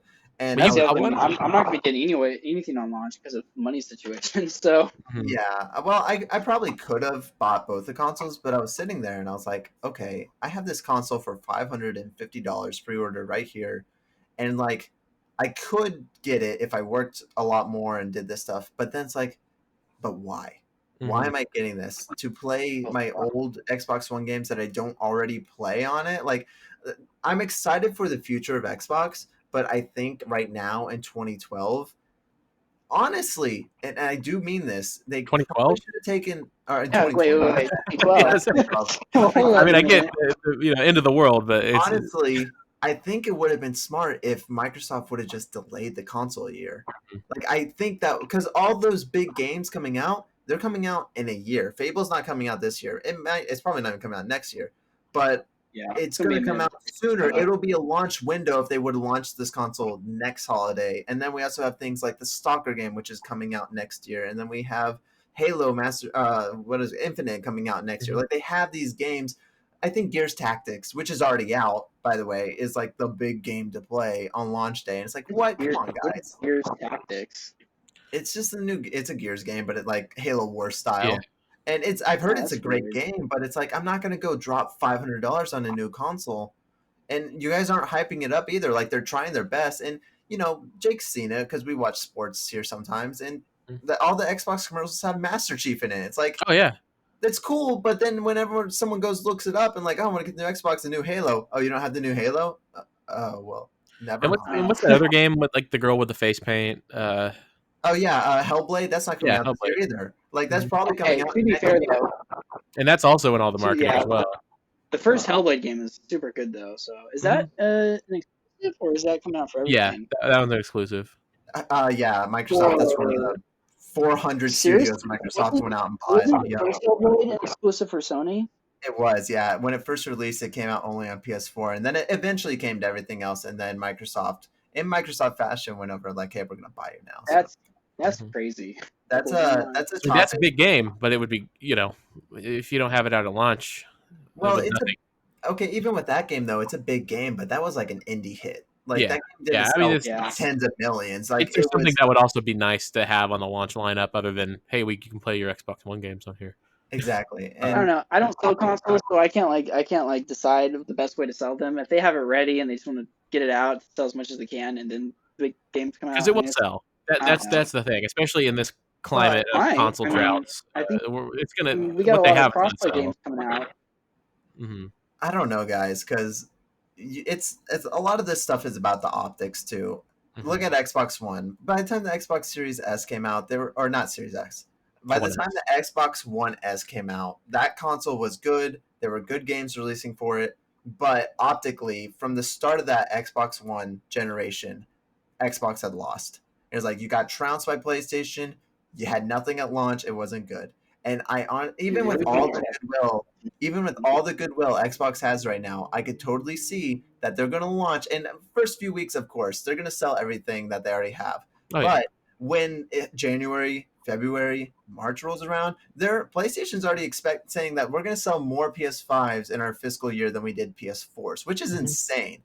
And I believe it too, because I think the PS5, you still got Ratchet coming out, you still got the what Horizon coming out, Horizon. God of War is next year. Like you got these major games coming out. Microsoft Halo sometime ? I mean, at launch we're getting Miles Morales, that Demon Souls remake, like Sackboy. They have games. Microsoft doesn't have the games. They have the promise of games still, but people aren't going to go and buy a console on promise. And then a year down the road, when those games do start finally coming out, it's already too late. It's already 15 million PS5s to your 3 million Xbox Series X's, and they're back in the same spot. So I think, look at PS3. PS3 released a year later, and yes, at the beginning, it got trounced. Of course, the 360 had been out a year already. But it was half the price. I know it's half the price, yeah. But it built up, and it came back with all of its exclusive and things. I think it would have been better for them to delay it, but I totally understand why they didn't delay it. I also think with PlayStation's smart decision making on making the digital console $100 cheaper and just as powerful as the one with the disc drive is really going to help drive sales, especially I can honestly see the Series S being phased out very early for a digital only X model. Nobody's going to buy that other. No one's going to want the S. The people are going to buy it. There's going to be people who may be misinformed about what it is. People that just think, oh, this is like the PlayStation 5 digital version of the Xbox. Well, that thing is made for the kid. Here's the thing: I do think people will buy games based off of, or buy consoles based off of promises. I think that's what the whole point of it is. So, because you and I know that the Xbox Series S is quite inferior to the X. A thing just came out where it's not even as good as like a PS4 Pro. No, it's better on PS4 Pro. That's the thing. Like an Xbox One X is a more worthy investment than a Series S. But there's gonna be people who go out there and think of like, oh wow, this is $100 cheaper than the digital only offering Sony's got. Why not get this? And you already know it's the kids come up. I want the new Xbox for Christmas. They go out, they go shopping. What's the new Xbox? Well, we have this, but then we also have this. It's not as well. Oh, but does it play all the games? Sure. Okay, I'll get that. And then kids. That's also another thing is giving the benefit of doubt to the people who are selling it to know that difference as well. Yeah, which they don't always know. But then the kids open up and be like, "This is not what I wanted. I wanted the Series X." I mean, and that's the thing. Like, people might even get, because when the Xbox One S all digital came out, I mean, I know that's a little bit more confusing because it has the same name as the main console. People were buying those thinking that they were getting the one with the disc drive and not because they can't read, and getting home and realized that they didn't have a disc drive on it. And then returning it right back, which I could see that being the case with the Series S as well, getting a lot of those brought back to the stores for an Xbox One X that those stores no longer have because they sold all of them. And it's smart because then it's smart for Sony because then those people bring them back. It's like, oh, well, what's the other Xbox? $500. Like, that's 200 more. PS5, 400 digital. But you guys think that this generation is going to be enough to like make people switch the factions that they've chosen? I mean, I feel like people are pretty. No, I mean, there's still going to be those hardcore Xbox fans. I just don't think there's enough difference between either console to make an Xbox player go to PlayStation or a PlayStation go to Xbox. I think that the big difference is, and honestly, it's always been this, but I think the big difference is the games. And the massive difference is PS3 was a great generation that had so many great games, but none of those games were like bangers until The Last of Us. You can argue that Uncharted 3 was a banger, but Uncharted 3 was like great for PlayStation fans. The Last of Us was the game that broke through, and it's like everyone was like, dude, Have you heard about The Last of Us? Fucking kids playing Mario was like, did you see about Joel and Ellie? Like, That's probably what set them over at the end to win over Xbox. well, not only that about winning, but once that happened, people were like, whoa, Sony can make some games. Mm-hmm. Like, they can make some good games. And then in the PS4 generation, at the beginning, we got Knack in Killzone. Oh, and yeah. Like, these games aren't bad. And God of War 3 remastered. Yeah, these games Last aren't of Us bad, remastered. but these games aren't The Last of Us. And it wasn't until around 20, it was like Horizon Zero Dawn and God of War and Uncharted 4. That was like, okay, now we're getting Ghost of Tsushima, Days Gone, Last of Us Part 2. Like, we're getting some bangers now. And I think that's going to be the big difference, is that people that bought Xbox before, it was still like, okay, yeah, Sony has what? The Last of Us, whatever. That's just a one-off game. I'm going to stick with my Halo and Gears and Forza. whatever. Yeah, Forza and things like that. But Forza. now, going into this new generation, and it's something I haven't seen many people talk about, you got to look over there and you can be like, okay, I've heard in PS4 generation, God of War, amazing. Horizon, amazing. Spider-Man, amazing. Ghost of Tsushima, amazing. By the way, Ratchet and Clank, amazing. All those games are getting sequels, by the way. Yeah. On the new PS5. We all these proven IPs, we Sackboy, know amazing. some launch. So I do believe that there are people, hardcore Xbox fans, that are looking over at the PS5 and being like, well, shit, Xbox, what? I'm going to play my same games, but in 4K? I mean, fuck it. Why would you not just go out and get a PS5 instead and then get the Xbox later if you are the diehard? That's true. That's true. But I'll admit, I'm kind of worried about that because they got these established IPs that they're not going to try and keep innovating and keep pushing out new stuff. You know what I mean? Because everything announced is sequels, and that kind of freaks me out a little bit. True, I do agree with that, but I do know I don't for think a that's going fact to hurt that them. I think that's actually going to help them more than anything. I just think on a creative level that freaks me out personally. I totally understand that, and I mean personally, I don't really worry about that because I know, or I've read about what these studios are doing. Like, I know for a fact Sony Santa Monica, the guys that make God of War, their core director Cory Barlog has like changed all of his stuff to space. And there were rumors of a space game that had gotten canceled before when they weren't doing so well, but now that might be rebooted. So there are different things. We know that Naughty Dog is done with Uncharted and they're not doing part 3 of The Last of Us next, so they're going to do something new. We are probably going to get a new Uncharted game, but from a different studio. People are going to do different things. Sucker Punch is probably going to make something brand new before they do. Is too, like, Microsoft totally has the potential for games. That it's a matter of, especially with the new studios they bought, of how much they're going to use those and how exclusive they're going to be, and it just the quality of those titles they're going to put out and how fast they're going to get them out for us. Yeah, and I hope, I mean, it's good news with Halo Infinite, honestly, that they delayed that, because they know how important that game is for launch. Oh, and yeah. I think Phil Spencer... It could have made or broke the series, honestly. If it was a bad game after Halo 5, I could see us not having a Halo game for a while. Halo Infinite could have just done everything. Halo 5 almost did, to be honest. Oh, yeah. But I think Phil Spencer sees over there, like, guys, these games, like, this is what was wrong with last generation, is that they pumped out these games just trying to get games out, and it didn't work. Quantum Break didn't work. Gears 5 didn't work. Halo 5 because, I mean, like, especially with Rare, too, like, they have all those titles for Rare, but there's no one cares about Rare games anymore. So they really a title like Sea of Thieves. So, like, you could put out Perfect Dark on the Xbox Series X, but no one cares. No one would, because everyone who cared about those games, like, they either gave up on the franchise because they were been absent for so long, or they don't know it because they weren't existed when that happened. Yeah. So, but I think they got a good thing going over there, and it's just going to take time. But I don't think releasing this console right now might have been the best idea. But we'll just have to wait and see. I mean, it's like it was a damned if you do, damned if you don't, because you either lose that first year of sales with no games, or gamble that people are going to go buy your console and gangbusters when you do have games ready. And then you also run the gamut of, if you do delay it a year, your whole thing is like most powerful console. When's the PS5 Pro coming out? Is that only going to last a year? Yeah, they're going to get the PS5 Pro out in 6 months after launch. That's the thing. All right. Well, we talked that to death. Let's go ahead and move on to our last topic for today, which is a slew of new PS5 news, including firmware update 8.0, and the PS5 UI was being shown off for the first time this week. Over on the PlayStation blog, we have some quick notes of what Update 8.0 does. It updates to the party messages. Following the update, party and messages will be more tightly linked together, and you'll see changes to the UI. Both apps will now use the same, quote, groups of players for party voice chats and message exchanges. So how I see this is kind of like a Twitter group or something, where you're kind of like in a group chat with friends, and you can voice chat, or you can message, or you can interact with different ways with your friends. There are new avatars that came out. Some include God of War, Ghost of Tsushima, Bloodborne, Journey, Last of Us Part 2. There's an option, Hallelujah, in the quick menu, which allows you to mute all mics. Fantastic.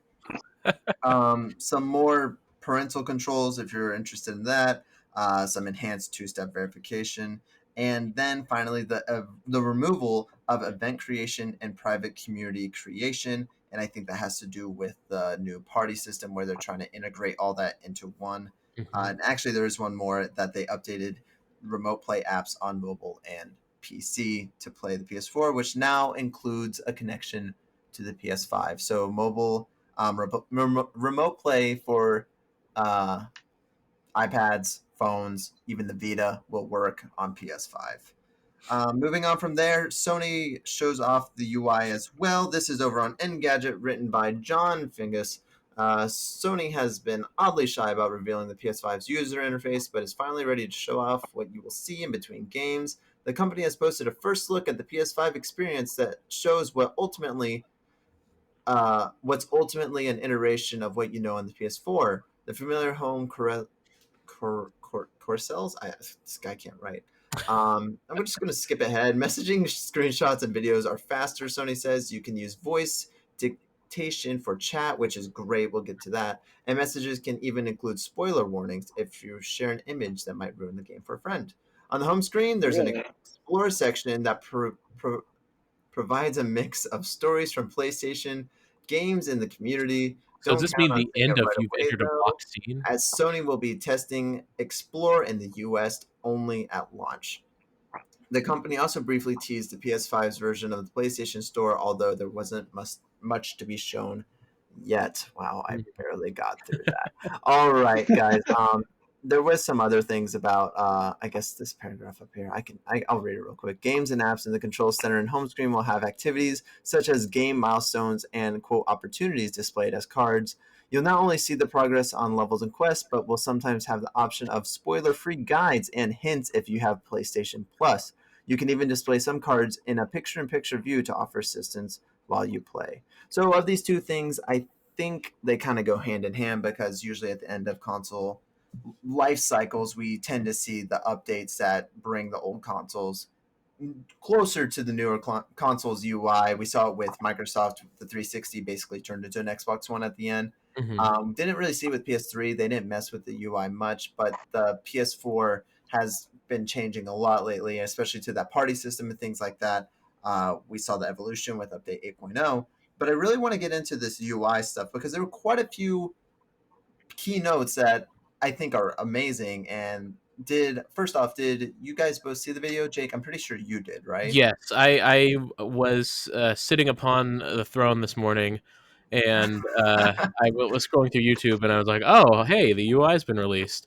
And I will say, at first, I absolutely hated it, because Really? I misunderstood what those cards were, and I thought they were linking to the store because I saw percentages. Okay, I thought Those were sales, and I'm like, this is a mess. Why am I getting like 30% off, 60% off stuff on my home screen? And I'm like, then I realized when they started going in depth, I'm like, oh, that's like trophy progress. Okay, exactly. Yep. So I like that they're making trophy hunting a lot more accessible on the console. You're Like, telling me.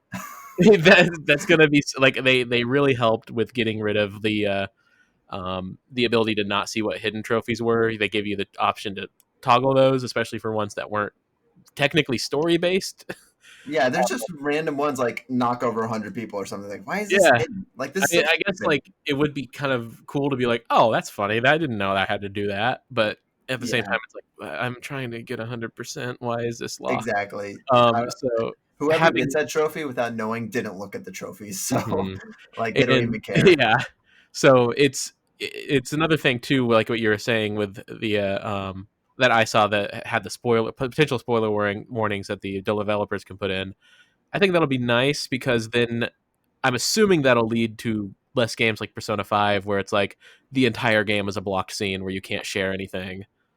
Yeah, exactly. Because that even to this day, Persona 5 and subsequently Persona 5 Royale, you can't stream or screenshot anything on the later half of the game, which sucks. Mhm. So hopefully this system will alleviate those problems for future games. The trophy hunting is amazing. We finally have progression, which Mhm. is insane that it took this long. Steam's had it forever. Yeah, even Xbox has had Microsoft it has it, and it looks so forever. much better than Xbox's. It looks amazing. Because like I love how Xbox does it, but when you're playing something like the Master Chief Collection, it's a mess Mhm. trying to find your I mean, the what you Master need Chief to get Collection to. is a plain mess. Like that. Oh That's yeah, probably the worst oh yeah. example of all of it. Is And that game specifically? and Roger, It's a little bit better now because they organize it. Yeah. Hmm. What are you they doing with the trophies?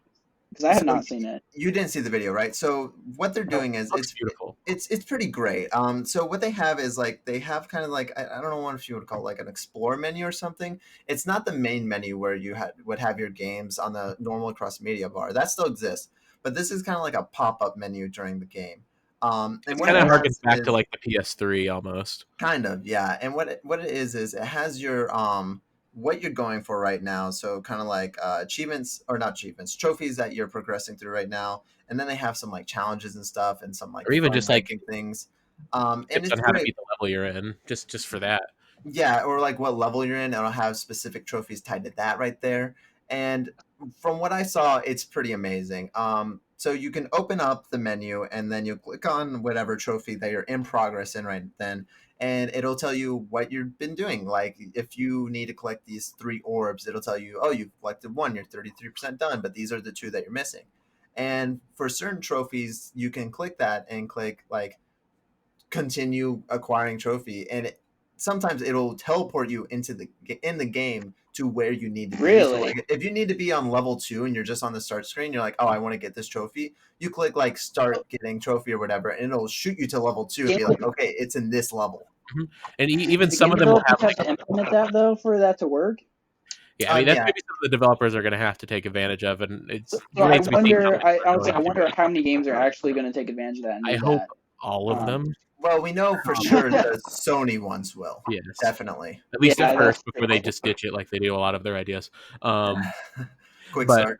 yeah, but I think it's also great because it even has video tutorials built in on how to I get don't like certain that. trophies. So I like don't like that. if you like it'll take show like in the Sackboy demo they showed it's like how to get this one trophy, and he went to the level using that guide, and then it brought up an option to watch a video to where you could see exactly how to get to the part in the level to get the collectible that got you that a trophy. I don't know. I like the whole thing about trophies for me and achievements is kind of earning them and finding them. And I mean, if it's I'm all really optional. stuck, I'll look up a guide. But I mean, I don't know. For I feel stuff like that that's not counts as something I really need. collectibles, that'd be so nice. I Just for like, especially if you're on that last one, where like, where in the hell is True. it? I'm Why following does the every guide. Sony exclusive have collectibles? I swear to God. Honestly, they do. A lot of them pointless too. Like they're so dumb collectibles. I agree with you, Yeah. Roger, about the videos. I don't use video guides. I Mhm. try to do it as much as I can by myself. But I think that Yeah, this what I'll do is integration. I'll cheat to myself and I'll use an article to read the description of where it Uh-huh. is, so I can kind of Mhm. feel like I still earned it, even though I totally Yeah. Yeah, don't. But that's I, how I I think justify it in my head.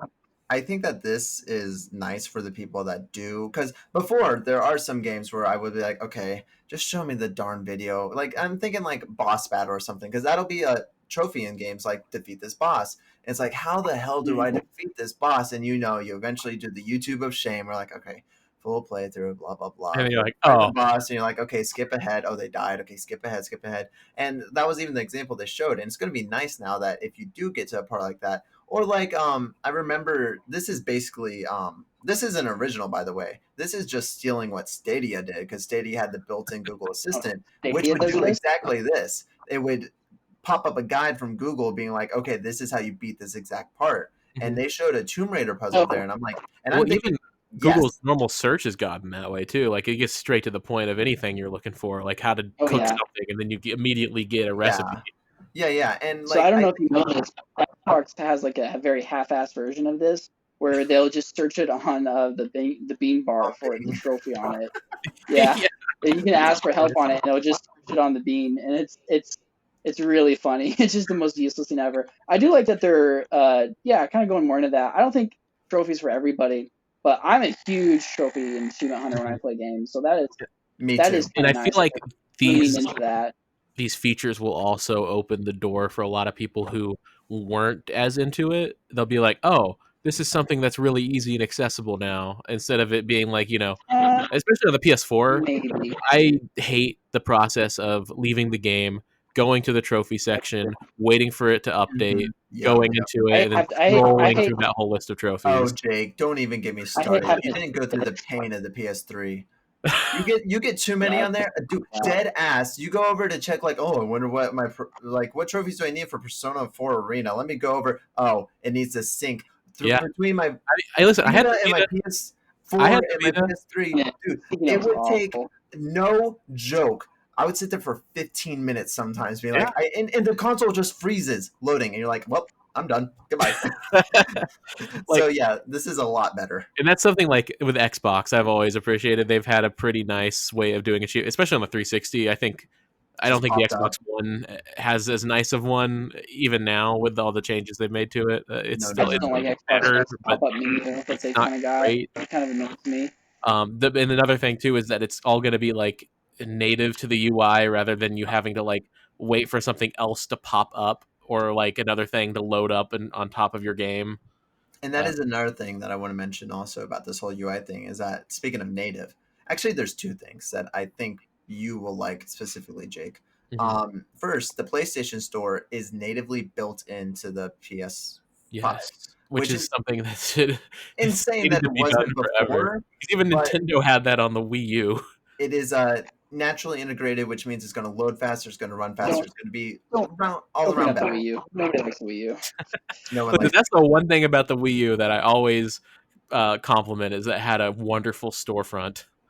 Secondly, about it, you can compliment the Wii U whenever you can, and it's dead. It's Garbo. Don't even bring it up. The console is actually dead. The second thing, which is something that you brought up the other night, that I don't know if you heard this during the presentation, but they're talking about how other media apps you can put on your cross media bar now. They don't have to be in a folder. Hey, so that was something because like they had that on the PS4. It was already like that, and then they just for whatever reason took it away.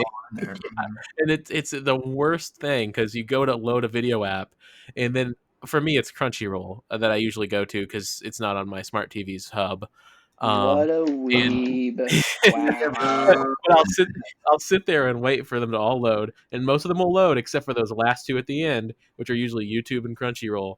But they move. They don't stay consistent in the spot they are. Yeah, so you might accidentally do something else and stuff. Wait for the image to load, and it won't tell me. Or sometimes I'll even like hit the button 3 times, and it will fly over to the other side of the screen so fast, then it will start to load the entire library of apps you have, and it's I could just go on about that all day about how bad a design experience it is for media. It looks great though. The PS5 UI, it looks great. Obviously, it looks great because they're made a video to make it look great, but just looking at what they're doing and one thing though, are we gonna have themes on the PS5? I don't know because as it doesn't seem like you can. I'd be surprised if you didn't. I would be surprised too.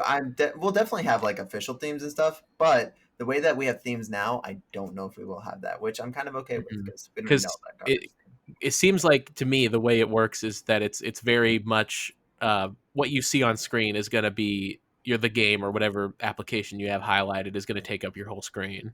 Yeah, that's what it seems like. That's going to be your theme if you're over, kind of like on the PS3. If you were over a game, you would make the whole screen that game in most cases.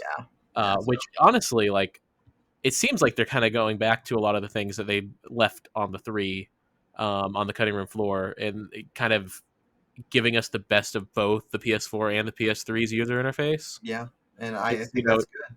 Because you have that cross media bar or menu that overlays on top of your game instead of having to leave the game. Which even like Xbox has always had that. 360 especially, that was like something you always did was pop up that little menu over your game. Thinking about how many times I did that. But yeah, and that was something I thought was kind of lame that they got rid of on the PS4. They just make you go back to the menu. Yeah. But I think it's good. I think it Mhm. looks good, and it goes back to the other discussion they had about like PlayStation. They're doing whoever's in charge of marketing over there. They're doing something right, and I think it's going to work out. Also, Burger King predicted this, so Oh yeah. props to Burger King. I also love Burger King predict the what? that like light in a dark room startup screen that they have. Yeah. That looks so nice. Roger, the Burger King thing is they Burger King just started randomly tweeting about the PS5 I think like 3 days ago, and like there's a video of the king opening a burger bag and like the blue light was shining in, and it was like the PlayStation music, and then it said October 15th or 16th or whatever, or 15th. It was October 15th. Mhm. And then people were like, oh, what's happening? It ended up being it's a promotional. If you do the 2 for 5 thing, you could win a PS5. But also the UI video released that day, so people were like, oh, "The king brings the news" or something. And the thing is, if we don't get Sneak King remastered by Blue Point as a launch title on the PS5, I'm going to riot. I don't want to hear it. All right, boys. Good discussion there. That was the big news of the week. We're going to go ahead and move on to our new releases of the week, and then after that, we'll have closing questions, and then we'll get on out of here. Sound good? I don't want to leave. Sure. All right. Well, for our new releases this week, we went ahead and conglomerated the biggest titles across all platforms. And how this will work is just how we did it last time. This time, Roger will be here, hopefully, and will Maybe. get to participate. So we're just going to go ahead and read the title, tell you what platforms are coming out on, and give you the little description. All right. Starting with our first game, which is Remothered Broken Porcelain. Porcelain. Porcelain? Yeah, like All a right. doll. Gotcha. That's what I thought. Remothered Broken Porcelain coming to all platforms, which all Wii U, 3DO. all means Xbox, PlayStation, and Steam and Switch. Those are all platforms. Broken Porcelain brings an abundance of welcome changes to the series, introducing new gameplay and storytelling elements that breathe new life into the characters and an unprecedented level of immersion in this haunting adventure, perfect for both new and returning fans of the series. So I guess it is a sequel, but I don't know. I've legit never heard of that. Yeah, me neither. I do want to read this next one though. You got this next one? Yeah, I got this one. I Right. loved G.I. Joe as a kid, and I've always followed that series. I have never heard of this game until right now. But coming out this week, we have G.I. Joe Operation Blackout coming out on the PlayStation, Xbox, PC, and Switch. G.I. Joe Operation Blackout is a team-based third-person shooter where you play as your favorite characters from Team G.I. Joe and Team Cobra.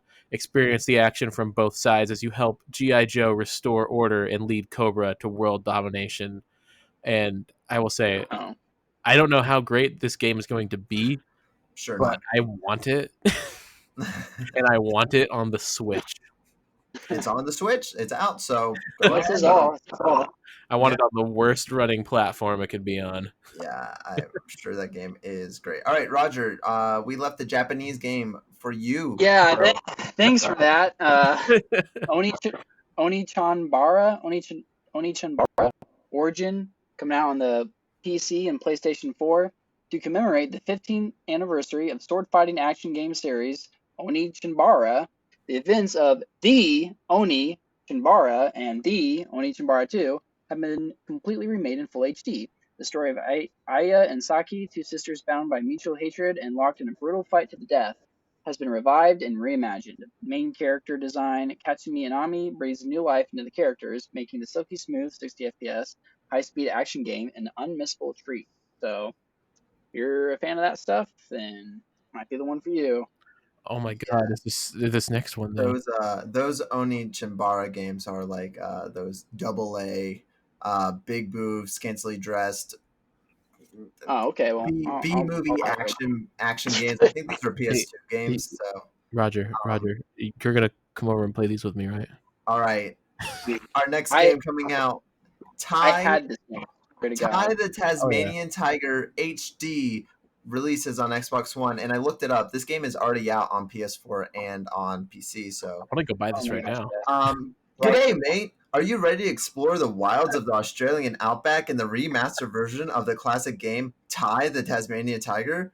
Join Ty on a ripper of an adventure to free his family from the dreaming and stop the nefarious evil genius Boss Cass from removing mammals from the top of the food chain. To help you on your quest, you've got a Butte arsenal of boomerangs, sharp teeth, and the help of a few friends. So don't be a gala. Let's head down under and have a corker of a time. Beauty, bottler, bonza. All I have to say is, You gotta go back. Good night, mate. I just want to let you guys know, I just copy and paste these, so yeah, I'm not over here capitalizing. Like in the Oni Chimbara, they just were like, hey, V needs to be capitalized. Oni Chimbara. Don't get confused for just any Oni Chimbara. It's the Yeah. Oni Chimbara. All right, Jake, you're next. I mean, I'm actually super excited. I didn't realize they were doing an HD remake of Ty the Tasmanian Tiger. Dude, yeah. That was one of those movie gallery rentals for me as a kid. Oh, really? Yeah. So this I is never one had it, but you got to get it. just like Destroy All Humans, it's another one of those like games I never had, but I played the demos for in stores, and you know, it's iconic for me. Anyways, another release this week is Robotics Note Dash for PC, Switch, and PS4. Suck it, Xbox. Half a year after the events of Robotics Notes Elite, Kaito Yashio is introduced to Itaru Hishida through Nei Tennoji. Unsettling incidents start occurring all around them, harbingers of an event that will again plunge the world into chaos. Roger? Well, the sequel goes from Dash to Elite. Roger, tell me what Robotics Notes Dash is. Yeah. Oh, did you gain anything from that? I heard a bunch of Japanese names and something about the world being in chaos. Like, what is this game? If I had to guess, visual novel. It just says of an event, harbingers of an event. We don't know what it is, but it's going to be an event. You're next, Roger, for our next game. Biomass is coming out for PC and PC only. Uncover the secrets of the sinking metropolis in this action RPG. Clash beam sabers or be a gunslinger. Make alliances or go it alone. Your actions have consequences. Those who learn the nature of this world will be able to shape it as they see fit. This game looked pretty cool. What is this, Star Wars? It reminded me a lot of Axiom Verge. It's like the 2D pixelated type game, and I don't know, it looked fun. It looked cool. I'm already into it. You just had to say Axiom Verge, and I'm on board. All right. Dang it, you're getting I want to talk about this one. All right, up next, Little Witch Academia VR Broom Racing comes out for the Oculus Quest. It might come out. Have one yet? Take to the skies on a magical broom in the VR racing game based on the Little Witch Academia anime. Join the ranks of students at prestigious Luna Nova Witchcraft Academy to race through the skies and purify ghosts on a custom broom and more than a dozen missions, and experience original story sequences featuring voice actors from the hit anime series. Collect items. That's one of their selling points. Collect items. And tickets, and customize your broomstick to your heart's content. Can you take first place in the ultimate challenge of the Stella Comp? Quote, together we can fly. Listen, I do not care about the quality of this game. Just like the ReZero game that's coming out, I'm buying whatever collector's edition or most expensive version of this game is available. Well, good for you. They don't have physical editions of VR games, so you're in luck. But no, yeah, it's that sounds wonderful. You should have Susan play that game. Oh, I'm getting this game. It sounds just like a Harry Potter. Oh my gosh! In flight, it's like Harry Potter Quidditch Cup. Yeah. Dude, looking at this, Jake really screws you over by going second, Roger. But anyways, go ahead, Jake. It's your turn next. I totally didn't plan that. The next game coming out is Second Extinction. Oh my God. PC only. Big map, big dinosaurs, big guns. With friends or by yourself solo, you face an ever-changing threat level. Second Extinction is an online FPS with bite, and that's all we have to say about this game. Wow. That's literally the description on the Steam It's store. not even online FPS with a bite. It's with bite. With bite, yeah. If you recall, back in that if you can try to remember, Xbox had that third party lineup back in like May or something. It looked like a hostage video from a third world country. It was terrible. But Tony Stark. this is one of the games, Second Extinction, the dinosaur hunting one that everyone was like, oh, it's like Turok vibes. That was shown there. Apparently, this game not great. See, I would rather just play Turok. Yeah, this game is it's a game. Big Bite or with Bite. My bad. Yeah, Roger. yeah, you it's have, Big Dinosaurs. Go ahead. I didn't think this was round out that our bad script until I scrolled down and realized what you were talking about. So what Okay. happened with this is there was no official description for this item here. So I had to go to the Amazon description and I just copied and pasted all of it. So good luck. Dude, I really like plagiarizing. Okay, well, this is about the Oculus Quest 2. It is our most advanced all-in-one VR system yet. Every detail has been engineered to make virtual worlds adapt to your movements, letting you explore awe-inspiring games and experiences with unparalleled freedom. No PC or console required. Get the most out of each moment with blazing fast performance and next-generation graphics. Stay focused with a stunning display that features 50% more pixels than the original Quest. Or take a break from the action and grab front row seats to live concerts, exclusive events, and more. The redesigned touch controllers feature improved ergonomics and intuitive controls that transport your gestures, motions, and actions directly into VR. You can even connect your VR headset to a gaming-compatible computer with an Oculus Link cable to access hundreds of PC VR games and experiences. Quest 2 also lets you bring your friends into the action. With live casting, you can share your VR experience with people around you, or meet up with friends in virtual worlds to battle in multiplayer competitions, or just spend some time together. The Oculus Quest 2, there's no end in sight to what you can play, create, and discover in virtual reality. All right, good job, Roger. I feel like, I feel like get a little golf clap, like very quiet, not to get on the mic, but that was very good. I do want to say that I have the Oculus Quest 2 and I've played it both yesterday and then today. Actually, I think we all played it. We had my cousin over, Jake tried it out, Susan tried it out, and without a doubt, this has to be the best VR headset I've ever used. Oh yeah, just like for my limited use of the original Quest, I can already tell the screen, even though the original had an OLED in it and this one doesn't, it's so much better. The screen is crisp. It is lighter. It feels better. We have the Elite head strap coming in, so that's going to make it even better than before. I actually didn't even mind the head strap on it. I thought that was the nice. head strap's not terrible actually at all. We went ahead and we did cast it to the iPad and it worked perfectly. You could see everything that I was doing in Oculus on the iPad. Touch control features and everything. It really is an amazing headset, and I mean, I think the only con about it is that Facebook owns it. Mm-hmm. And they let you know that. No. Yeah, that's the only con, and you have to have a Facebook account and log in with your Facebook account to get on the thing. Mm-hmm. So that is the only con to it. But personally, I think the pros of it just vast outweigh the cons, especially with that link cable too, because it is a fully PC compatible headset. You just plug it in. One thing I need to know, does it include a feature that every time you do something in a game on it, it posts to your Facebook wall like it did with like Farmville? I wish. Oh man, that'd be great. Guys, of this list of games, anything look interesting to you? Anything stick out? Jake, I know that you're looking at that G.I. Joe Operation Blackout and that honestly, Biomass. After we got through that list, I think a few things may have overshadowed G.I. Joe. Ty the Tasmanian Tiger. Yeah, Ty and that Little Witch Academia game. Those are the two I kind of want to grab. I feel that. Roger, anything stick out to you in this list? Dude, no. Like, I've never even heard of these. Wait, you're telling me you're not looking forward to Second Extinction with big dinosaurs, big guns, online FPS with Bite? Listen, when you play that game, it's not the only thing that's going to be big. Bite, but yeah. Coming from a guy getting Little Witch Academia. I don't know. I want that. I want one of the Quest games. I want to get that Quest game and play Little Witch Academia. Honestly, out of this list, I mean, I will get that Little Witch game just because I think, I don't know, it seems like a stupid fun night. You can watch the show. I didn't. Movies. I'm not a weeb, but definitely the Quest 2. I already got it, but everything else in here, I don't know. I'm not looking forward to any of these. So, not even Ty. No, I'm good. No, Ty's great. I'm good.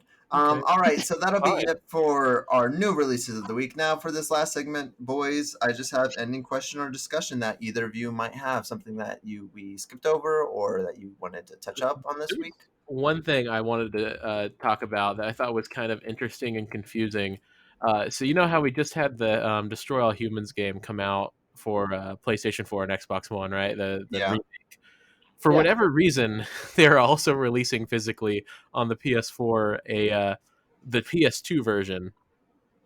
Really? Wait, what? Yeah, it's available through limited run games, but like I think that's What's the so price difference? it's $30 for the Well, PS2. actually, so I hate to be the bearer of bad news, but the PS2 version released a long time ago on PS4. No, It- I know. I mean, like this physical release, I think is something that's kind of odd, It's especially the odd, price but point. The price point is like $10 less than the remake. but it's limited run, so Yeah. I think it's a little different. It's a But yeah, neat release, but like it would be confusing if you had like both of those on your shelf, and it's like, if anything, it's poorly timed. They should have done that before the remake came like out. if it would have came out like months before, or like even like shortly before, or something like kind of like a nice tie-in, or Yeah, like play the original and then jump into the remake or something. Not it's now. like it's weird because it's not that close to release, but it's also like not far enough from release that it's coming out. Mm-hmm. I don't know. Yeah, I just saw that recently, and I was like, "That's a really odd choice." And it's Yeah, only that coming is out on kind of weird. PS4. yeah, that is interesting. I don't know what to make of that. I I think really that's just want to play the remake though. they're fun. They're fun Mhm. games. Roger, is there anything else that you want to touch up upon? No, I literally have nothing. Literally I have have- nothing, I have feel nothing. nothing. I will say, I have while nothing. Yeah, I have nothing inside.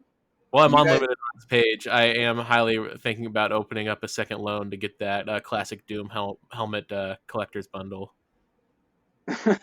Jake made Roger read about Onichimbara, and it hasn't been the same since. So.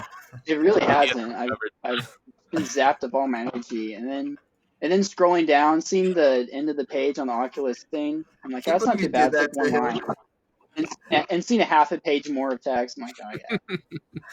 Hey, it wasn't that bad. We made it through. All right, yeah, we did. I think Yeah, I think I that's can it. read. Something I pride myself with. Hey, you were a very good reader. I thought that was it was nicely said the whole time.